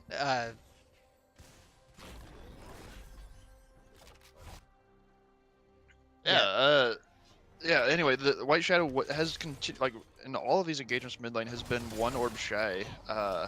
Only getting the 2 out of the 3 possible. And then I keeps missing the Scatter of the Weak orb damage as well on a target that's that's literally being impaled and suppressed by the Skarner. Yeah, it seems like it's a rough game for White Shadow. He's doing pretty well in terms of CS, but just the small little Syndra mechanics that you normally see don't seem to be coming out this game. Again, could just be an off game, could just be not aware of them. It's really hit or miss in Gold League, unfortunately. Yeah, 1-on-1 doesn't look bad at all, but given the amount of time Moose has actually been mid lane, normally super bot heavy focus I thought from Moose, and we did see some of that early, but with all of the support for the Syndra here, you'd like to see a 2-0 or 3-0. Yeah, and there's always some weird items on Sneck. In particular, Moose loves Warrior Enchant, and just goes it on every champion I think that we've seen him play. So I'm done mentioning that for the time being. We don't mention the Cole from Iron Man fan ever, even though he does that every single game. Just some Landsneck things, Exactly. You learn to love them as you cast more Landsneck games. Gerbil gonna grab the engagement onto White Shadow, has Curse of the Sad Mummy available, doesn't even really need to pop it as Karasuda jumps in. He's on a killing spree. There's the Curse of the Sad Mummy just to snare up Skarner. Sassiest Dragon throws the rocket into the middle of the team, not able to grab the kill, and now Iron Man fan's here. He has Gnar available. Good flash by Hoey, able to get him back out to safety. Zale just trying to set some battle lines back with the Gangplank. Dark Binding connects onto Braum. They'll look to jump forward. That's a huge chunk of damage as Karasuda's now on a rampage. He's 7-1. Infernal Drake to the scaling team, probably. Yeah, should just secure that. Zale's just going to help wave clear in mid, going to prevent that push as well. That's a really good lane assignment. If he doesn't die. He'll be okay. Infernal Dragon goes over to Bingo Squad Gaming.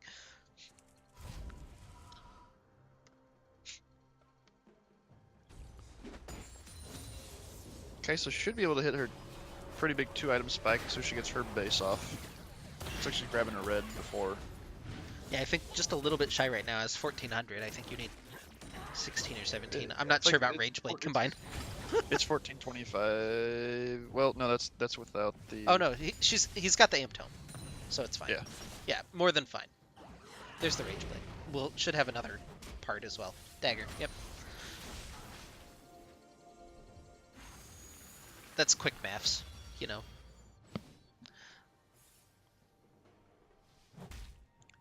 So it's 10-4 in favor of Bingo Squad. Well, maybe it won't be 11-4. There's the Soul Shackles coming in, but Moose and White Shadow are both here. UMW support maybe a little bit out of position here. Another scatter of the week that just kind of Oh, Rocket not gonna connect. That was pretty close. No. That was a good dodge from UMW support. Zale's still holding on to this top lane turret for the time being. He's actually got a 10 CS advantage over Iron Man Fan.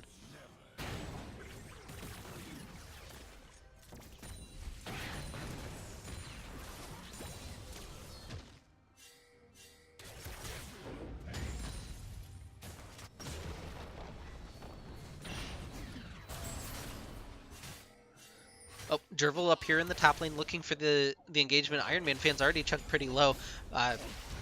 No barrel combo from Zale, and Jervil doesn't want the fight because they know here comes the rest of Landsneck toward the top lane. They're going to finally be able to push down this tower, you would think, with the 5-man presence up here. But what did they lose in the process? They do have a cam barrage available if they were wanting to stall even more. Not worth at this point now that the wave's so close. Yeah, I don't know that you can kill that whole wave before it gets there anyway. Probably not. That was a cannon waves. But it's a It would be- 1-for-1 turret trade. That's the mid lane tower for Bingo Squad, for the top lane tower for Landsneck. And another unleashed power coming out. Jervil just maintains his health. The Merc treads on Syndra honestly feel really bad. Like I get that there's a bunch of crowd control, but that 15 magic pen is so critical. Or is it 18 now? I don't even remember what it is for Sorks. Let me look. It is 18 magic pen. That 18 magic pen is so critical for Syndra nuke. Yeah, you're missing that. Plus, it just hasn't been the orb setup for White Shadow. It's been kind of the naked unleashed powers, and it's just not that overwhelming amount of damage. You see Syndra get ahead and one-shot you, and you're like, wow, I really couldn't do anything about that. She hit R and clicked on me.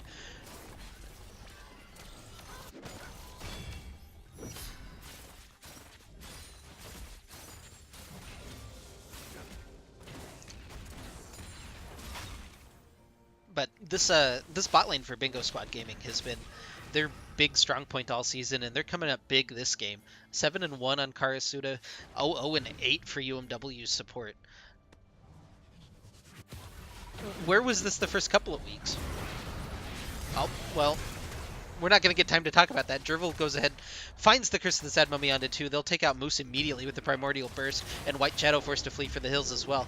A little bit of a collapse coming in as Sassiest Dragon and Gara the Sand peeking in from the side, but they're not able to find anything in return. They're just rotating too late. Now Karasuda and UMW support have that push in the bottom lane. They'll get some nice damage on that inner turret before anything can happen.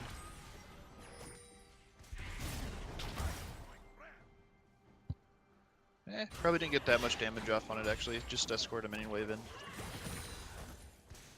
Regardless, it's a small little macro advantage. It means that you can set yourself up for a push later, especially if Zale continues getting big, you swap him down there. You've got that split push, and Oh yeah. Looks like he's going for what? Phantom Dancer? Phantom or Static. Yeah, that's what it's like. Obviously one of the two. Obviously don't want or can't get rune-ins. I wonder what a rune-ins gangplank would look like if they were possible. It'd be funny if it just duplicated his... Even if it only duplicated the parlay, like, the triple damage from parlay would probably be enough to warrant building a rune-ins on Gangplank. It'd be back basically to old Gangplank. Iron Man fan chasing him down. He's got the Frost Mallet available. This should be a dead Zale. That's a long chase and a long way to run. He's got the Flash still. We'll get out to safety. So well played by Zale. Nar's a hard creature to escape from, and with Moose Baron down on him as well. It will be the mid lane tower going down in favor of Lance next, so they're grabbing back a little bit of gold, clawing their way back into the map. Ocean Drake up in 25. It is, of course, a 24, 25-minute Ocean Drake, but it is a neutral objective on the map.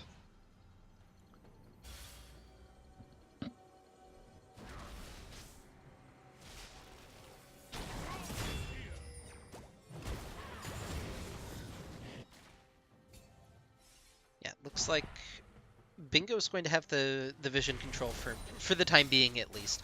Snek kind of with some staggered backs right now as the Ocean Dragon spawns. Flash away from Moose as he gets locked up by the baby cage briefly. You can call in Zale. He's got teleport available. Binding connects onto Moose. Well, if you pick the jungler before the objective, you pretty much get that for free. You could almost go Baron right now.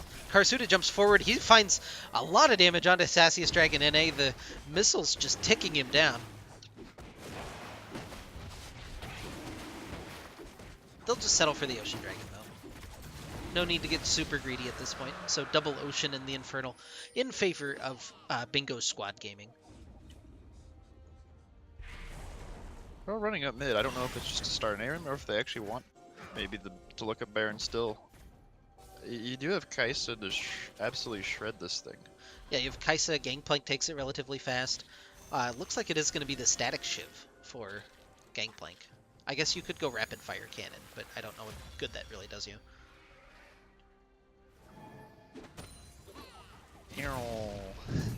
Rocket just to check from Sassius Dragon NA. Oh, Bingo finds the binding onto Iron Man Fan. He still has the Gnar available, not able to pull the trigger on it, though, as he gets taken down by Karasuda. Gar the Sand jumps into the backline, but he's not able to do anything either. The double kill for Karasuda is Jervil and Karasuda chasing down White Shadow, trying to turn it back around, but he can't. It's the double picked up for Jervil, and Jinx is the only member alive for Landsneck now. That should be the Baron for Bingo Squad. Definitely going to be the Baron. Iron Man did leap in with full rage and transformed. Had a decent stun, but Jervil was able to just kind of run past it and get use Curse of the Sad Mummy to zone off the entire squad. Also, Primordial Burst had just came off cooldown, so Iron Man kind of caught that to the face and disappeared. Yeah, he wasn't able to get the big gnarl. He had him all lined up on that wall for it, but just couldn't hit the trigger fast enough before he went down. That would have been a huge stun. Might have been enough to buy time, at least for Sassius Dragon and White Shadow to do some damage. Instead, it all goes up in favor of Bingo Squad. Now they have the Baron. They have the map, basically, for the next 5 minutes. And we'll see how much they force the issue. Still all the inner turrets left alive, so might still be in for a little bit of a longer slog here, but you're feeling pretty good as Bingo Squad right now. Yeah, I mean, there's still a lot of freestanding gold if you will to continue to expand and grow your lead, even scale harder.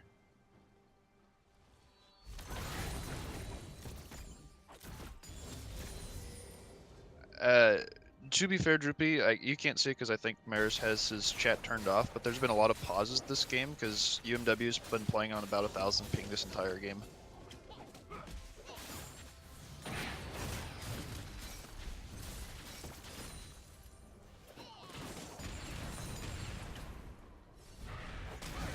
So now they're setting up. It looks like 1-4 is going to be the setup. Moose is around the back. He's trying to find Karasuda, but notices the Black Shield, so he pulls in UMW support. That's not really the target that they want. Now Curse of the Sad Mummy across 2. The fight just explodes. 1 kill is picked up by White Shadow, but it doesn't really matter when you lose all the other members of your team. He'll shove Jervil away as well. That'll be at least 1 tower. Maybe the inhibitor, you would think, for Bingo. Oh. We can even see Cinder in the picture. That was just a barrel into the missiles from Karasuda. Is that game? That might be If you game. got 40, if you got Baron, you've got 10 seconds on just a Skarner. Yeah, why not? Sure. Grabs the Nexus turret. Grabs Nexus turret number 2. That'll be it. That's all that she wrote. Bingo Squad will go ahead and advance to 2 and 2.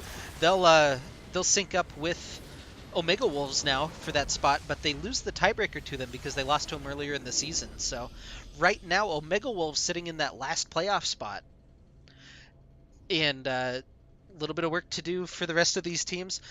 Bingo Squad again tied with them at 2 and 2, and now Lanceneck falls to 1 and 3. They'll be tied with Jingo down toward the basement. But really well played game by especially the bot lane. You could see Karasuda and UMW support early on using that synergy, using their communication very well, and it it got them a big lead down there. It got them off to the races. UMW support I know was playing on high ping the rest of the game, so some of the dark bindings, some of the black shields were really early or not there at all. But um, he was also playing in the middle of a hurricane during this game, so we'll forgive him a little bit for that one. No, it's his fault. Mother Nature just mess with them. Anyway, we'll go ahead and step aside for just a minute here. We'll be back. Our next game is going to be Ghost versus Indigo Sky. All right. I can't find the splash screen. There it is. Okay. Professionalism.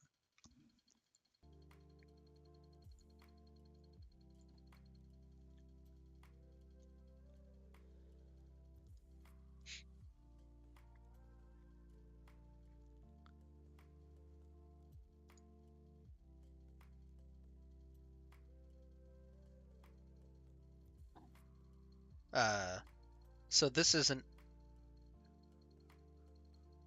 the game.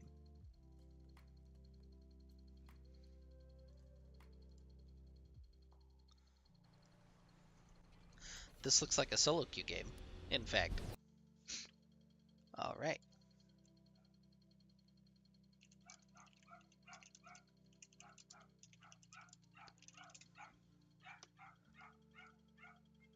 Is anyone from Ghost or Indigo Sky around to send me the replay? Because the one I got sent was not, in fact, the game from last night.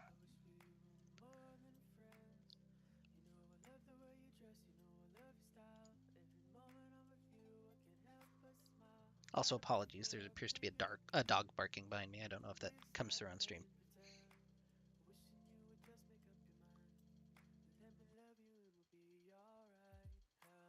Anyway, I don't think we have that replay then. Winged, do you want to jump into the next game? All right, which replay? Oh, Ghost versus Ice Sky is a solo queue game, so Oh, maybe we won't show that one on stream. We'll go ahead and just. maybe not. So again, if anyone from Ghost versus Indigo Sky wants to send me the replay by the end of this game, we'll go ahead and cast it. If not, too bad. You don't get casted this week. There we go. Ultimatum. I don't know if All you're right. still here, Derisive Oxen, but yeah.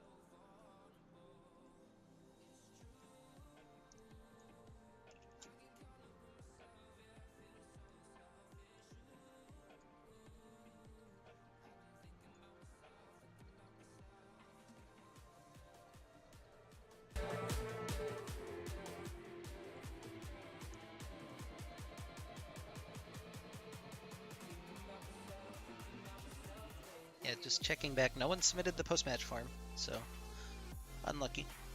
All right. Do you have that game loaded up? I am. Okay. I do. All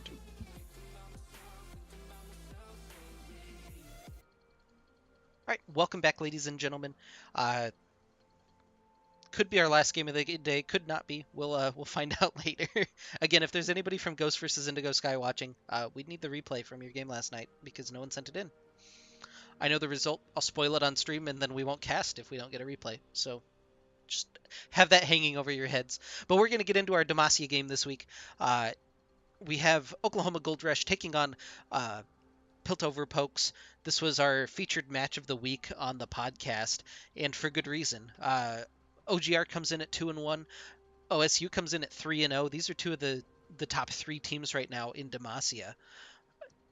And a win here for OGR means that they're within touching distance of the top two teams. A win for Piltover Pokes means that they can sleep pretty soundly knowing that there's only one more threat in their conference, basically.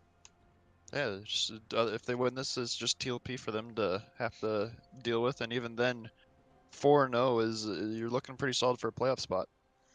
Yeah. Without any further ado, let's get into the game then. If you're ready, Mr. Nation. As always. Okay, 3, 2, 1, go. On the bottom side of the rift, wearing the blue health bars this game is going to be the Oklahoma Gold Rush. In the top lane Trilogy, their sub-starting top laner playing Olaf with Conqueror is interesting.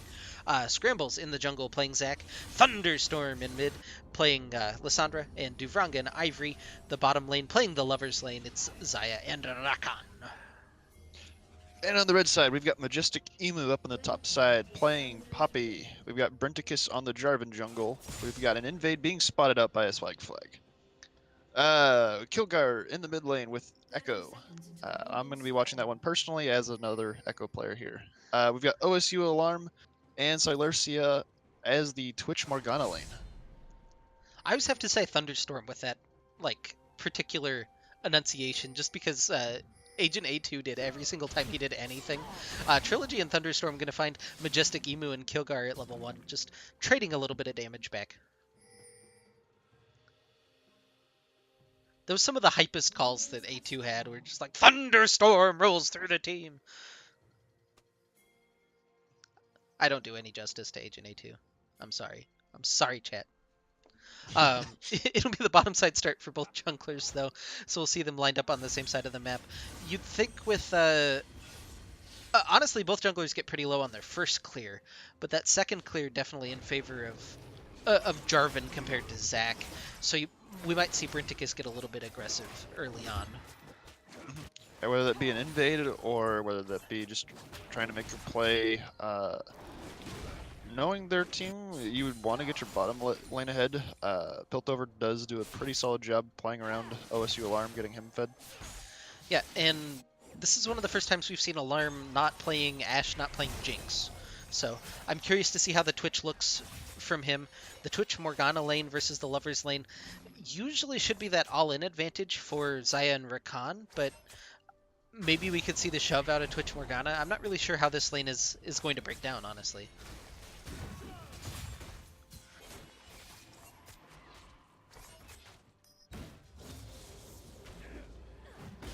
Also, do you like the Dark Harvest on Jarvan?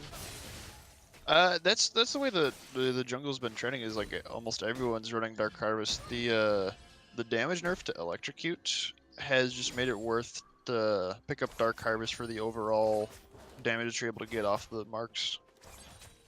So it'll give him that, combined with his passive, he'll get that super satisfying WAP, and then outside of base damages from an ult, you're not going to have a huge amount of damage.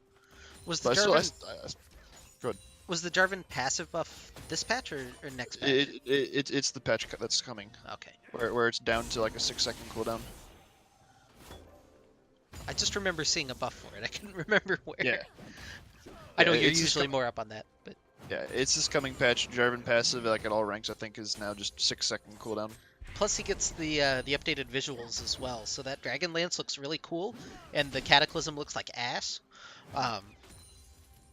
So I really disliked the new passive sound they gave it. That's one of the reasons I like Jarvan right now. One of the few times I do play him is just because that's satisfying flap, and they changed it. And I'm sad.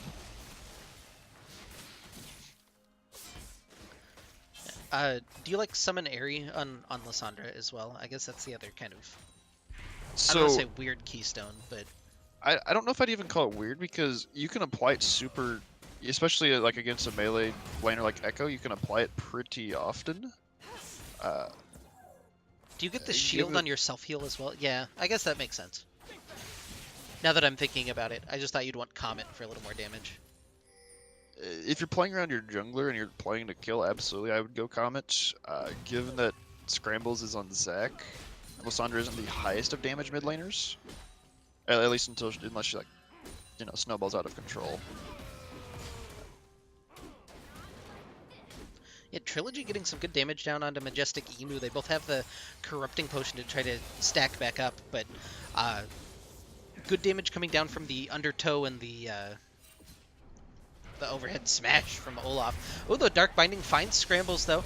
Brenticus jumps forward. They're not able to grab that damage as Scrambles is able to flash away the Contaminate just for a little bit of extra damage from OSU Alarm over the top.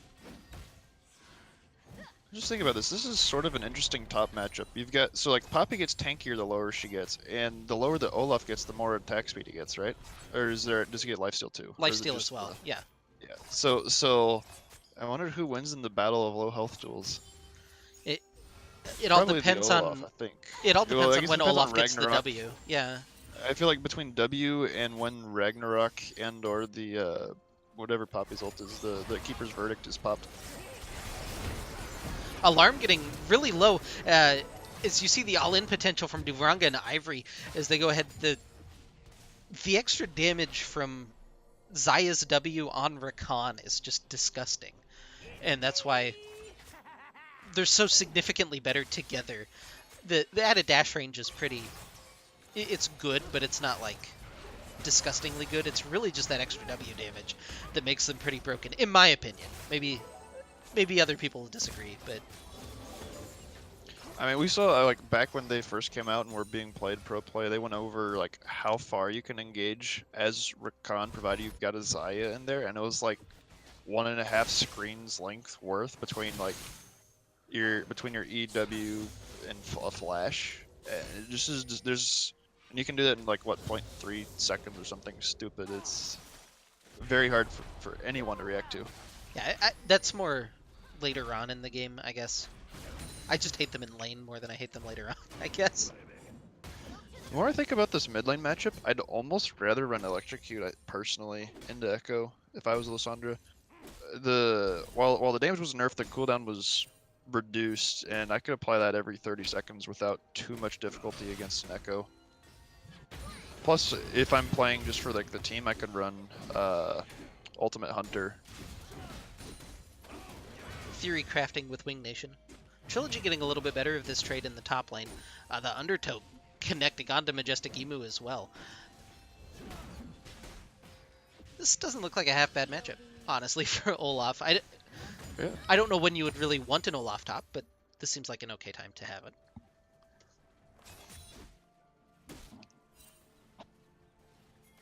I guess the one thing to keep an eye on though, Olaf doing the sort of classic ghost take.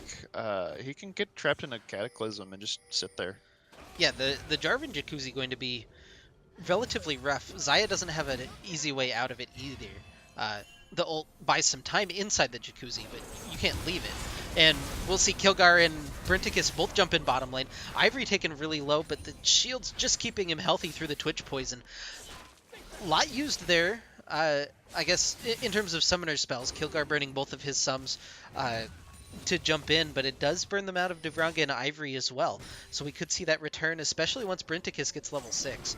Scramble's looking for something a little bit more as well as he jumps forward. Kilgar just ignores him and jumps forward onto Duvranga, applies that passive, first blood for him, jumps back, and Scrambles is chunked out as well, but Thunderstorm is here, uses the Glacial Tomb to pick up the return kill onto Kilgar, and Scrambles is safe under tower thanks to his passive. Also, the one thing I was going to ask, like, Brenticus, when that happened, was level 4. Scrambles was 6. What was Brenticus doing to get a 2-level disadvantage? You can see the CS disadvantage. Well, yeah. I haven't been looking, to be entirely honest, as how that occurred, but...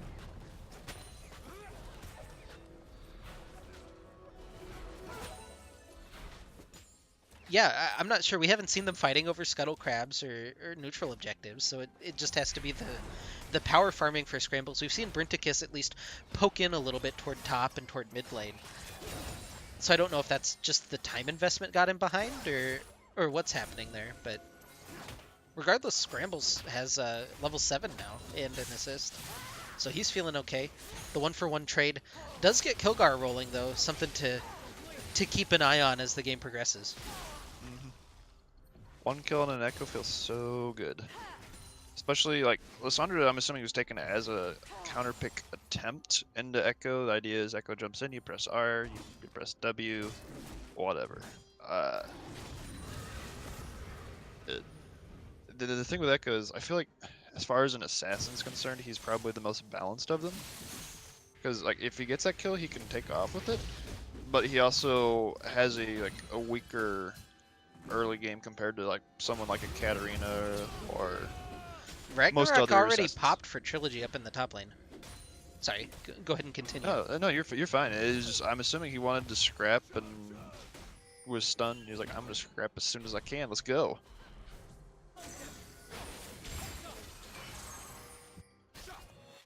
Silercia wanders in, gets hit by the Grand Entrance, grabs the Dark Binding in return.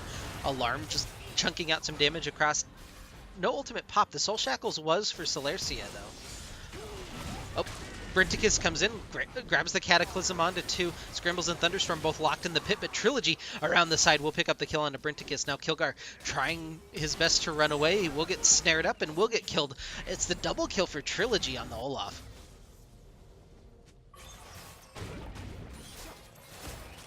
So nice early advantage for Oklahoma Gold Rush. We'll have to see. I always want to look at neutral objectives that they're picking up. Scrambles is going to go ahead and take most of the red side, well, all of the red side jungle away from Brenticus. I guess that's the big prize off of the double kill for Zach. Yeah, Zach probably not gonna be the fastest to solo a 11-minute Rift Herald. Probably, like, while Scrambles does quite do that solo Rift often, that's more of a probably would be more of a team call given that you're on Zach. Yep. Little do they know there was a Zach in the bush the whole time. Brenticus goes and checks his Krugs and sees that they're unfortunately missing. But he has that path up toward the top side. Trilogy wisely backing off. This is... excuse me. Pretty good macro awareness from Oklahoma Gold Rush so far.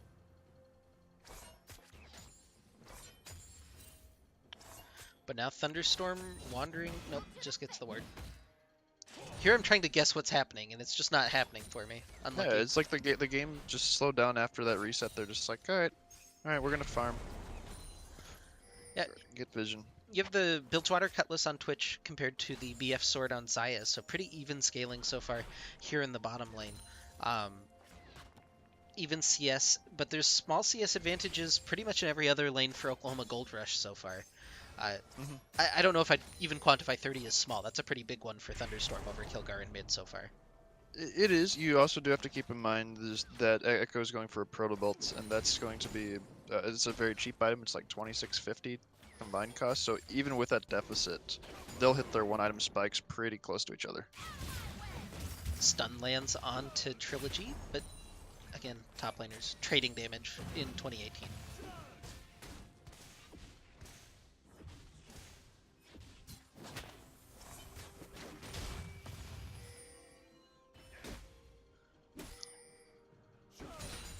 I actually really like both of these team comps.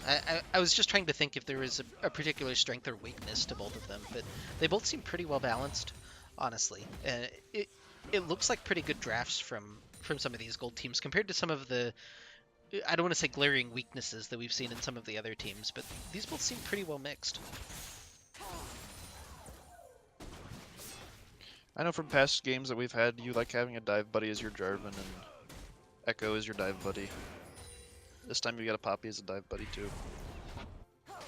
Yeah, it's a very focused team comp, I guess, from OSU. They're going forward. They're not coming back out. At the same time, so is OGR. So these team fights are basically which team can initiate. Is the counter initiate strong enough? You at least have the Keeper's Verdict for a little bit of peel if you're Oklahoma State. So maybe a little bit of advantage there. But Ivory going to grab the charm onto OSU Alarm. Jumps in, but Brenticus is here as well. So this has turned into a 3v3. Featherstorm does a lot of damage from Duvranga as they pick up the kill onto Brenticus. Silercia and Alarm trying to peel back off. Auto attack lands for this slow. But he was trying the elastic slingshot. You could hear him, grunt in despair as he got bound immediately. So there's no follow up from scrambles. So Alarm and Celercia get out. It's a 1-for-0 in the bottom lane though in favor of Oklahoma Gold Rush. But now the Ragnarok being popped. These have been kind of weird timings on the Ragnarok from Trilogy. He's doing a good job in the lane, but the ultimate usage seems maybe a little bit questionable. It's that ARAM player, right? You know, he just wants that mark. He needs to pop his mark and jump onto the Poppy under tower. Can't because it's not there. Olaf's not really a fun champion to play in ARAMs. Just gonna throw that one out there. Honestly, most of the champions that he's been playing up in the top lane haven't been very fun in ARAM, so I don't know where he's getting all of his experience on them from.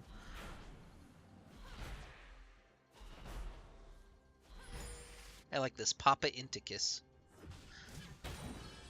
That's a good nickname. That'd be a good Smurf account name if you ever needed one. They're going to find Trilogy here. Grabs the Martial Cadence into the Jarvan Jacuzzi. And now Majestic Emu comes forward, just lands him on the wall. They're going to just send him away, though, as Zac looking to re-engage. He'll grab the Stretching Strike onto Majestic Emu. Can't pull him into the ward, though. And everybody just going to get out. A bunch of Summoner spells burned, but nothing permanently wrong with any of the players. Although Kilgar poking around the side. Does get chased off by Ivory. It's going to be the ID carries. The AD carries isolated in bot lane.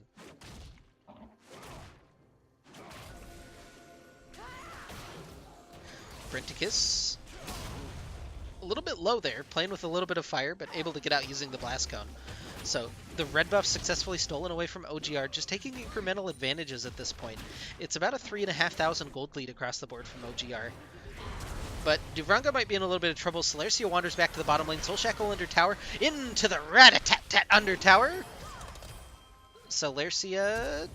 Okay, doesn't grab that extra tower shot. So just forces the flash and the ultimate out of Duvranga in exchange for both of your ultimates. Maybe not the biggest play you could imagine for OSU. Yeah, it was both Sums and Xayah ult. Twitch did not get the Blade of the Ruined King active off as he popped out of stealth. I almost feel like that was the difference in a kill and not kill. Somewhere Chrono Break was used. Yeah, that is on cooldown.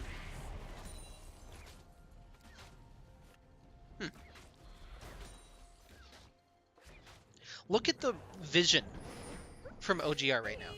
I don't think we're going to get interrupted. Maybe we will, as Celercia walks into Ivory. But the vision in the red side jungle right now for OGR, that's a really good Dark Binding. Ivory just forced to stand there, but they're still going to grab the charm onto OSU Alarm, and Duvranga will pick up the kill. I almost feel like Alarm was surprised with how good that binding was. Yeah, Celercia just couldn't quite participate in the fight just because she was already so low off of that initial dive onto Duvranga under tower.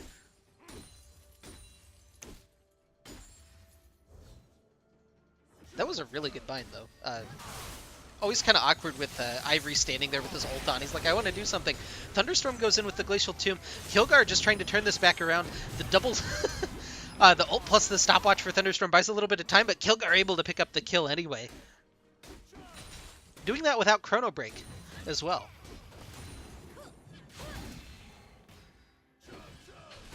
That's just that one item spike that you were mentioning. Even with the CS disadvantage, the Proto Belt just a little bit bigger of a spike than the Luden's Echo, apparently.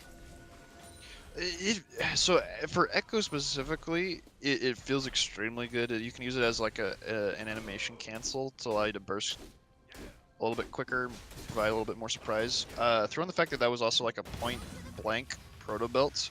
Most of those orbs did connect. While they do do reduce damage, it still is probably more damage than what most Proto Belt usages would provide for even most other Echo players. That was a little bit of a boop. Yeah. OGR does pick up first tower and bottom lane though in exchange, so good chunk of gold sitting in their pockets. It's still a almost 5,000 gold lead for OGR. There's been no neutral objective taken this game at almost 19 minutes now, though. do you feel like that's a window that OGR just haven't been able to capitalize? Well, we're gonna get interrupted. Is the Glacial Tune's already back up for Thunderstorm, and that'll force the Chrono Break back out as Brinticus had jumped forward. So I don't think they were expecting that ultimate to be back up so soon. Ivory gonna go ahead and allow the dive onto top lane. Majestic Emu goes down as Trilogy picks up his 3rd kill of the game. Finally gets his dive off on Majestic Emu, just required a little bit of help in the top lane. Jump forward from Scrambles as they're trying to find Alarm now. Doesn't grab the snare. The Stretching Strike doesn't connect either. Going to go ahead and jump forward with the Featherstorm just for a little bit of extra distance and damage. And Duvranga does pick up the kill. So it's 3 kills now onto your Xayah. Plus they've grabbed 2 towers. This is looking pretty good for OGR so far. Although Thunderstorm... If you don't have ult as Lissandra, and there's an Echo that very clearly has full health at that level, I don't know about stepping forward. Yeah, that was rough, and Brinticus was around this side, able to do just that little extra damage with the flag. I don't know if he got the drag as well. Wasn't paying close enough attention, but Kilgar picks up that kill. He's at 3 and 2 now on that Echo. He's got all of the kills, all of the gold for Oklahoma State.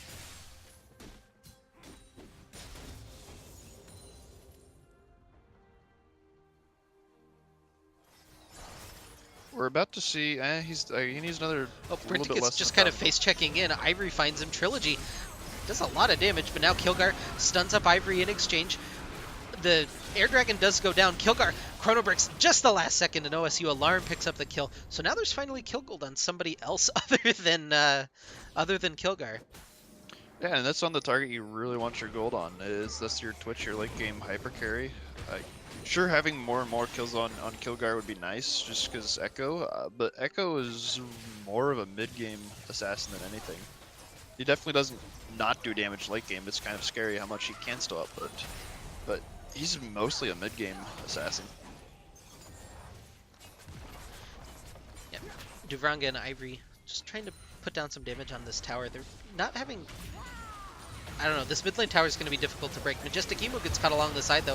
Quickening going to root him up. A lot of CC comes back out. They trade one back onto Ivory. Now the Abduct not able to connect from Scrambles. The Orange Juice Zac just not able to pull anybody in. And it's the 1-for-1. But you still have a lot of the healthy members of OGR left. They'll go ahead and just try to tear through the turret. The extra damage from Xayah chunking through. Thunderstorm jumps forward. I don't think that this is what they want. Kilgar's along the side. It's 1-for-1 so far, but now Duvranga in trouble. He gets ignited, plus the passive from the Z-Drive Resonance will pick up the kill for Kilgar. And I don't know. They grab the turret, but they lose 2 in exchange. Will they lose any more? I mean, really, that was 3 they lost, because they lost... Didn't they lose Zac earlier, too? No, Zac was fine. Oh, Zac was fine? Back. Yeah. Okay. Oh, no, it was the Rakan they lost earlier. It was 1-for-1. It was Majestic Emu for... Yeah. Yeah. So, anyway, they grabbed the mid lane tower in exchange, so that's going to be ultimately a win for Piltover Pokes. It's hard to keep track of some of this stuff. It's too early in the morning for this. It's almost 1. Incoming checks mixing in 3 hours to say, I just woke up. Well, luckily we don't have her game this week. She'll have to tune into the other stream later on. Hopefully there's another stream later on. Yeah, Spoiler. That hasn't said anything yet. Anyway, it closes the gold gap just a little bit. It's back to 4,000 now in favor of OGR. Oklahoma State, what do you want to see them do to get back, not back in the game, but what's their next move? This is a hard one because there's been so many neutral objectives like ignored on the map. They've got Kilgar now in the side lane, which I'm definitely not against. He's starting to become a pretty strong Echo. They got the freestanding gold bottom, I suppose, would be the first, maybe easier to acquire gold. Maybe not. The Olaf matchup for Echo would be pretty rough to 1v1 or split push. So mostly, like normally I would think he'd make a play to get that free tower. Well, he's going to try to take the 1v1, except that it's not a 1v1 because Brinticus is here. He'll grab the Ragnarok, but you can't get out of the Jarvan Jacuzzi. Kilgar dashes back in. It's a Already one down. Oh, Kilgar will finally finish up that kill. So it's a 1-for-1. You lose your jungler in the process. Into Kiss rearing his ugly head again.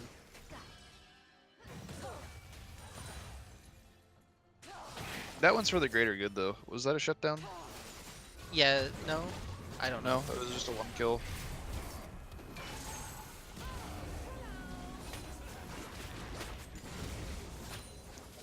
The big prize, the Gromp taken away by OGR. These are kind of interesting lane assignments. The Lissandra versus Poppy should be in favor of Poppy, you would imagine, right? At least eventually. Eventually, yes. She should be beefy enough to Lissandra harass, won't do anything. Or won't be enough to make an impact. As you're seeing just from the buckler's slap right there. Lissandra doesn't have, like, outside the corrupting pot, which she's got no charges of right now. She's got no sustain for that. Yeah, I would think if you're OGR, you really want to assign your normal lanes. Like, the Olaf into Poppy seems like a good matchup, especially in a longer lane where you could run her down. And the Lissandra can at least survive the Echo, at least at this point. Maybe not anymore. That's a 9-stack Magi's and a Yeah. Lich Bane finished up. Was about to just point that out. I was like, Kilgar just upgraded to Medjay's.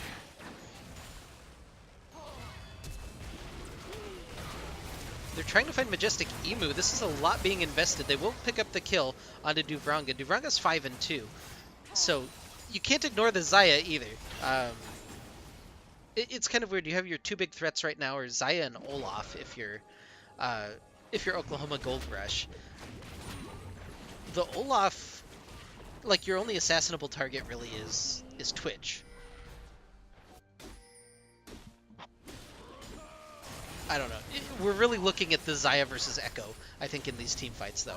I don't know what Olaf really brings, even if you're super far ahead. Brinticus jumps forward onto Thunderstorm. The Claw comes back out, so he'll go back out. But the Rat-a-tat coming down over the top. Kilgar's unstoppable. OSU Alarm picks up one.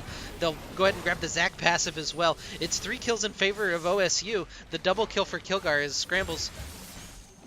Did he get knocked out of it? Oh, I guess it had just come up. Trilogy on the other side of the map does pick up the split push tower in exchange. Maybe it can get some pressure onto Majestic Emu as well, but the team fight went all wrong for OGR. It's a 4-for-1 in favor of Piltover Pokes. Yeah, I know he healed slightly from Chrono Break, but Kilgar wasn't really touched in that fight. He ulted when he was mostly at full health. That was an ult for damage. There is an Infernal Drake live on the map. That'd be some sort of neutral objective and or prize to take. Yeah, Trilogy versus Kilgar. This is the 1v1 we were hyping up earlier. Looks like Kilgar doesn't want the extended trade, which don't blame him for. But grabs a chunk of damage. They'll secure a little bit of vision priority over the Infernal Dragon as well. Based on items, I think honestly Kilgar should start winning these against Olaf, just for now anyway, as Olaf has no magic resist. It's been all armor and or health / damage. Yeah, they're going to go ahead and jump in anyway. The dragon goes over to Piltover Pokes. 2 members trapped in the pit, though. This is... I don't know, this is a really split up team fight. OSU Alarm is still alive, so is Kilgar as he's dashed in and out of the fight several times. He'll pick up another kill. He's godlike. Thunderstorm in trouble now as he'll go down to end everything. It's a triple kill for Kilgar. Don't blink. It looked bad to start off with because the 2 members in the pit, I couldn't see which 2 they were. I guess it was Brinticus and Celercia, maybe? Just immediately got huge chunks taken out of them by the engage from OGR. But after that, like, Kilgar and OSU Alarm were pretty untouched. And that meant that the damage was still there and coming over the top from OSU.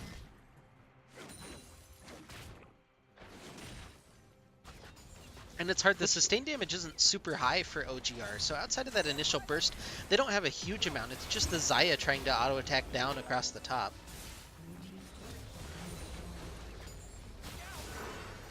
And Kilgar seems more than up to the challenge to assassinate a Xayah this game. Ivory and Trilogy trying to find something here, but Brinticus slows up the advancement. And the teleport now from Majestic Emu. They're going to find Ivory immediately. The support goes down. The Jarvan Jacuzzi just kind of splitting up the fight. Duvranga's on one side of the fight, laying down some damage. But Kilgar Chrono breaks back in. He'll grab one, jumps forward onto Duvranga. That's a triple kill for Kilgar. Oh, it's only the double. Solarcia took one. Excuse me. This will be the triple kill, maybe. Nope. Nope. Alarm takes that one. All these kills are being taken from Echo personally. Hey, she's hitting us with the emote she won off the stream. I'll, I'll pretend like that's a personal shout out to me from Solarcia, so thank you. Thank you. Um, that'll be the inhibitor going down for Piltover Pokes. These last two team fights have gone so wrong for OGR. It's been Kilgar doing most of the heavy lifting, but Alarm hasn't really been touched either. And if you're not killing the carries of Piltover Pokes, then how are you planning to win these team fights? You don't. You're all over. And while Brinticus has been dying, throwing that one out there, just lay that one in. While Brinticus has been dying, the Jarvan Jacuzzi have been locking up Olaf so that he can't get backline access. He doesn't have flash, he can't get out of the pit. So he can't go kill Twitch, he can't get onto Echo. It's rough. It's almost like the entire champion is just countered by one ability.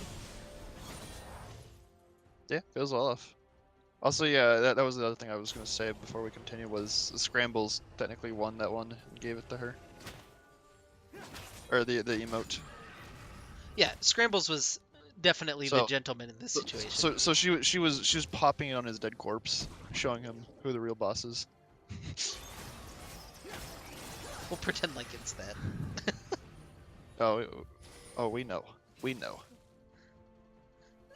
Solarcia confirmed worst trash talker on OSU.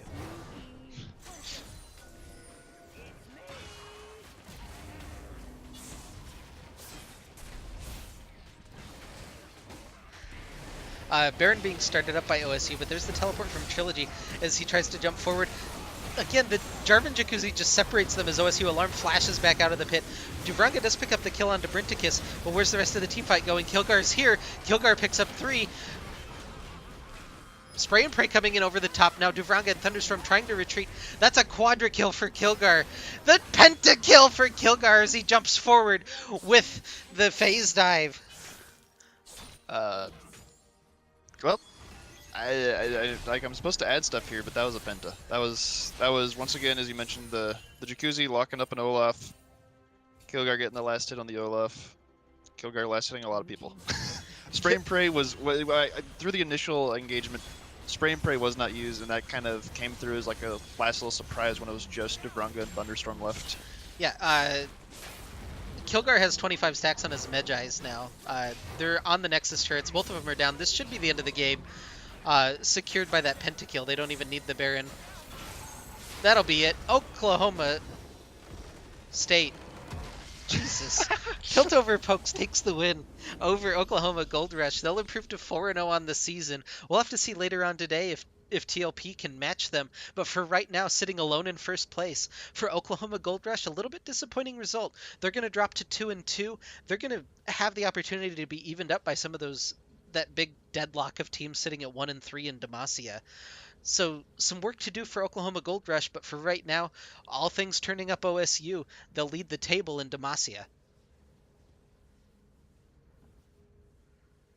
I don't know if I have anything special to add here. Thanks, guys. Honestly, I was just reading the what our next cast was going to be later as Jack's posting the announcement. So we got Steel Team versus Power Flashes starting up at 3, followed by TLP versus 100 Steves, GSM versus Vicious Delicious, and then ending it up is going to be our squad Hardest Road versus Propulsion.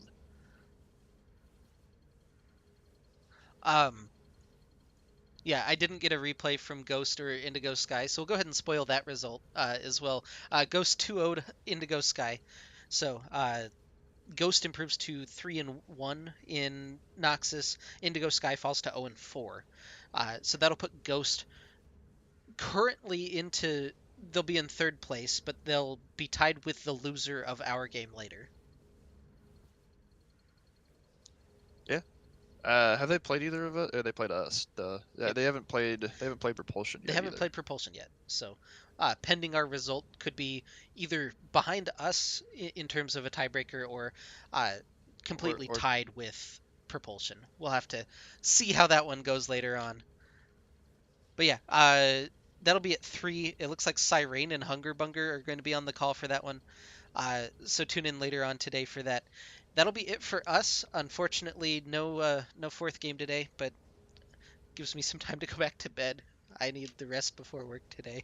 Thanks to Wing Nation for joining me. If you liked his casting, you can find his stream twitch.tv/wingnation or at winged_nation on Twitter. There, I yeah. shouted you out. You happy Yep. now? Thank you. Yeah, I need to go pay that guy to get the actual Wing Nation on Twitter. No underscore. Yeah, the at Meristematic was taken as well by some guy who never uses it, so I'm Meristematic SC. Feels pretty bad. I Anyway, never made K-Dot's list scrambles. I'm sorry. yeah, KDot's just completely ignored him.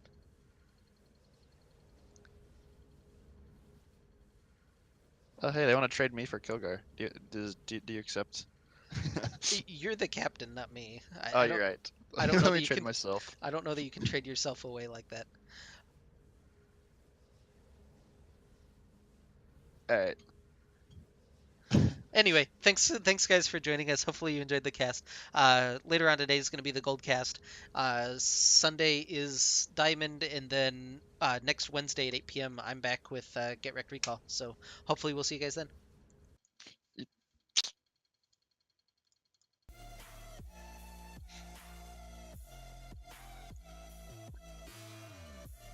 Can we get an updated KDOD's mid-tier list? I don't know if anyone's seen KDOD's. I think he just disappeared into the ether after last season. Um, No, he's still here. I, He's I still know here. he's still here in spirit, but has anybody actually confirmed that he's alive? We were messaging on Facebook yesterday. Eh, Has anybody actually confirmed?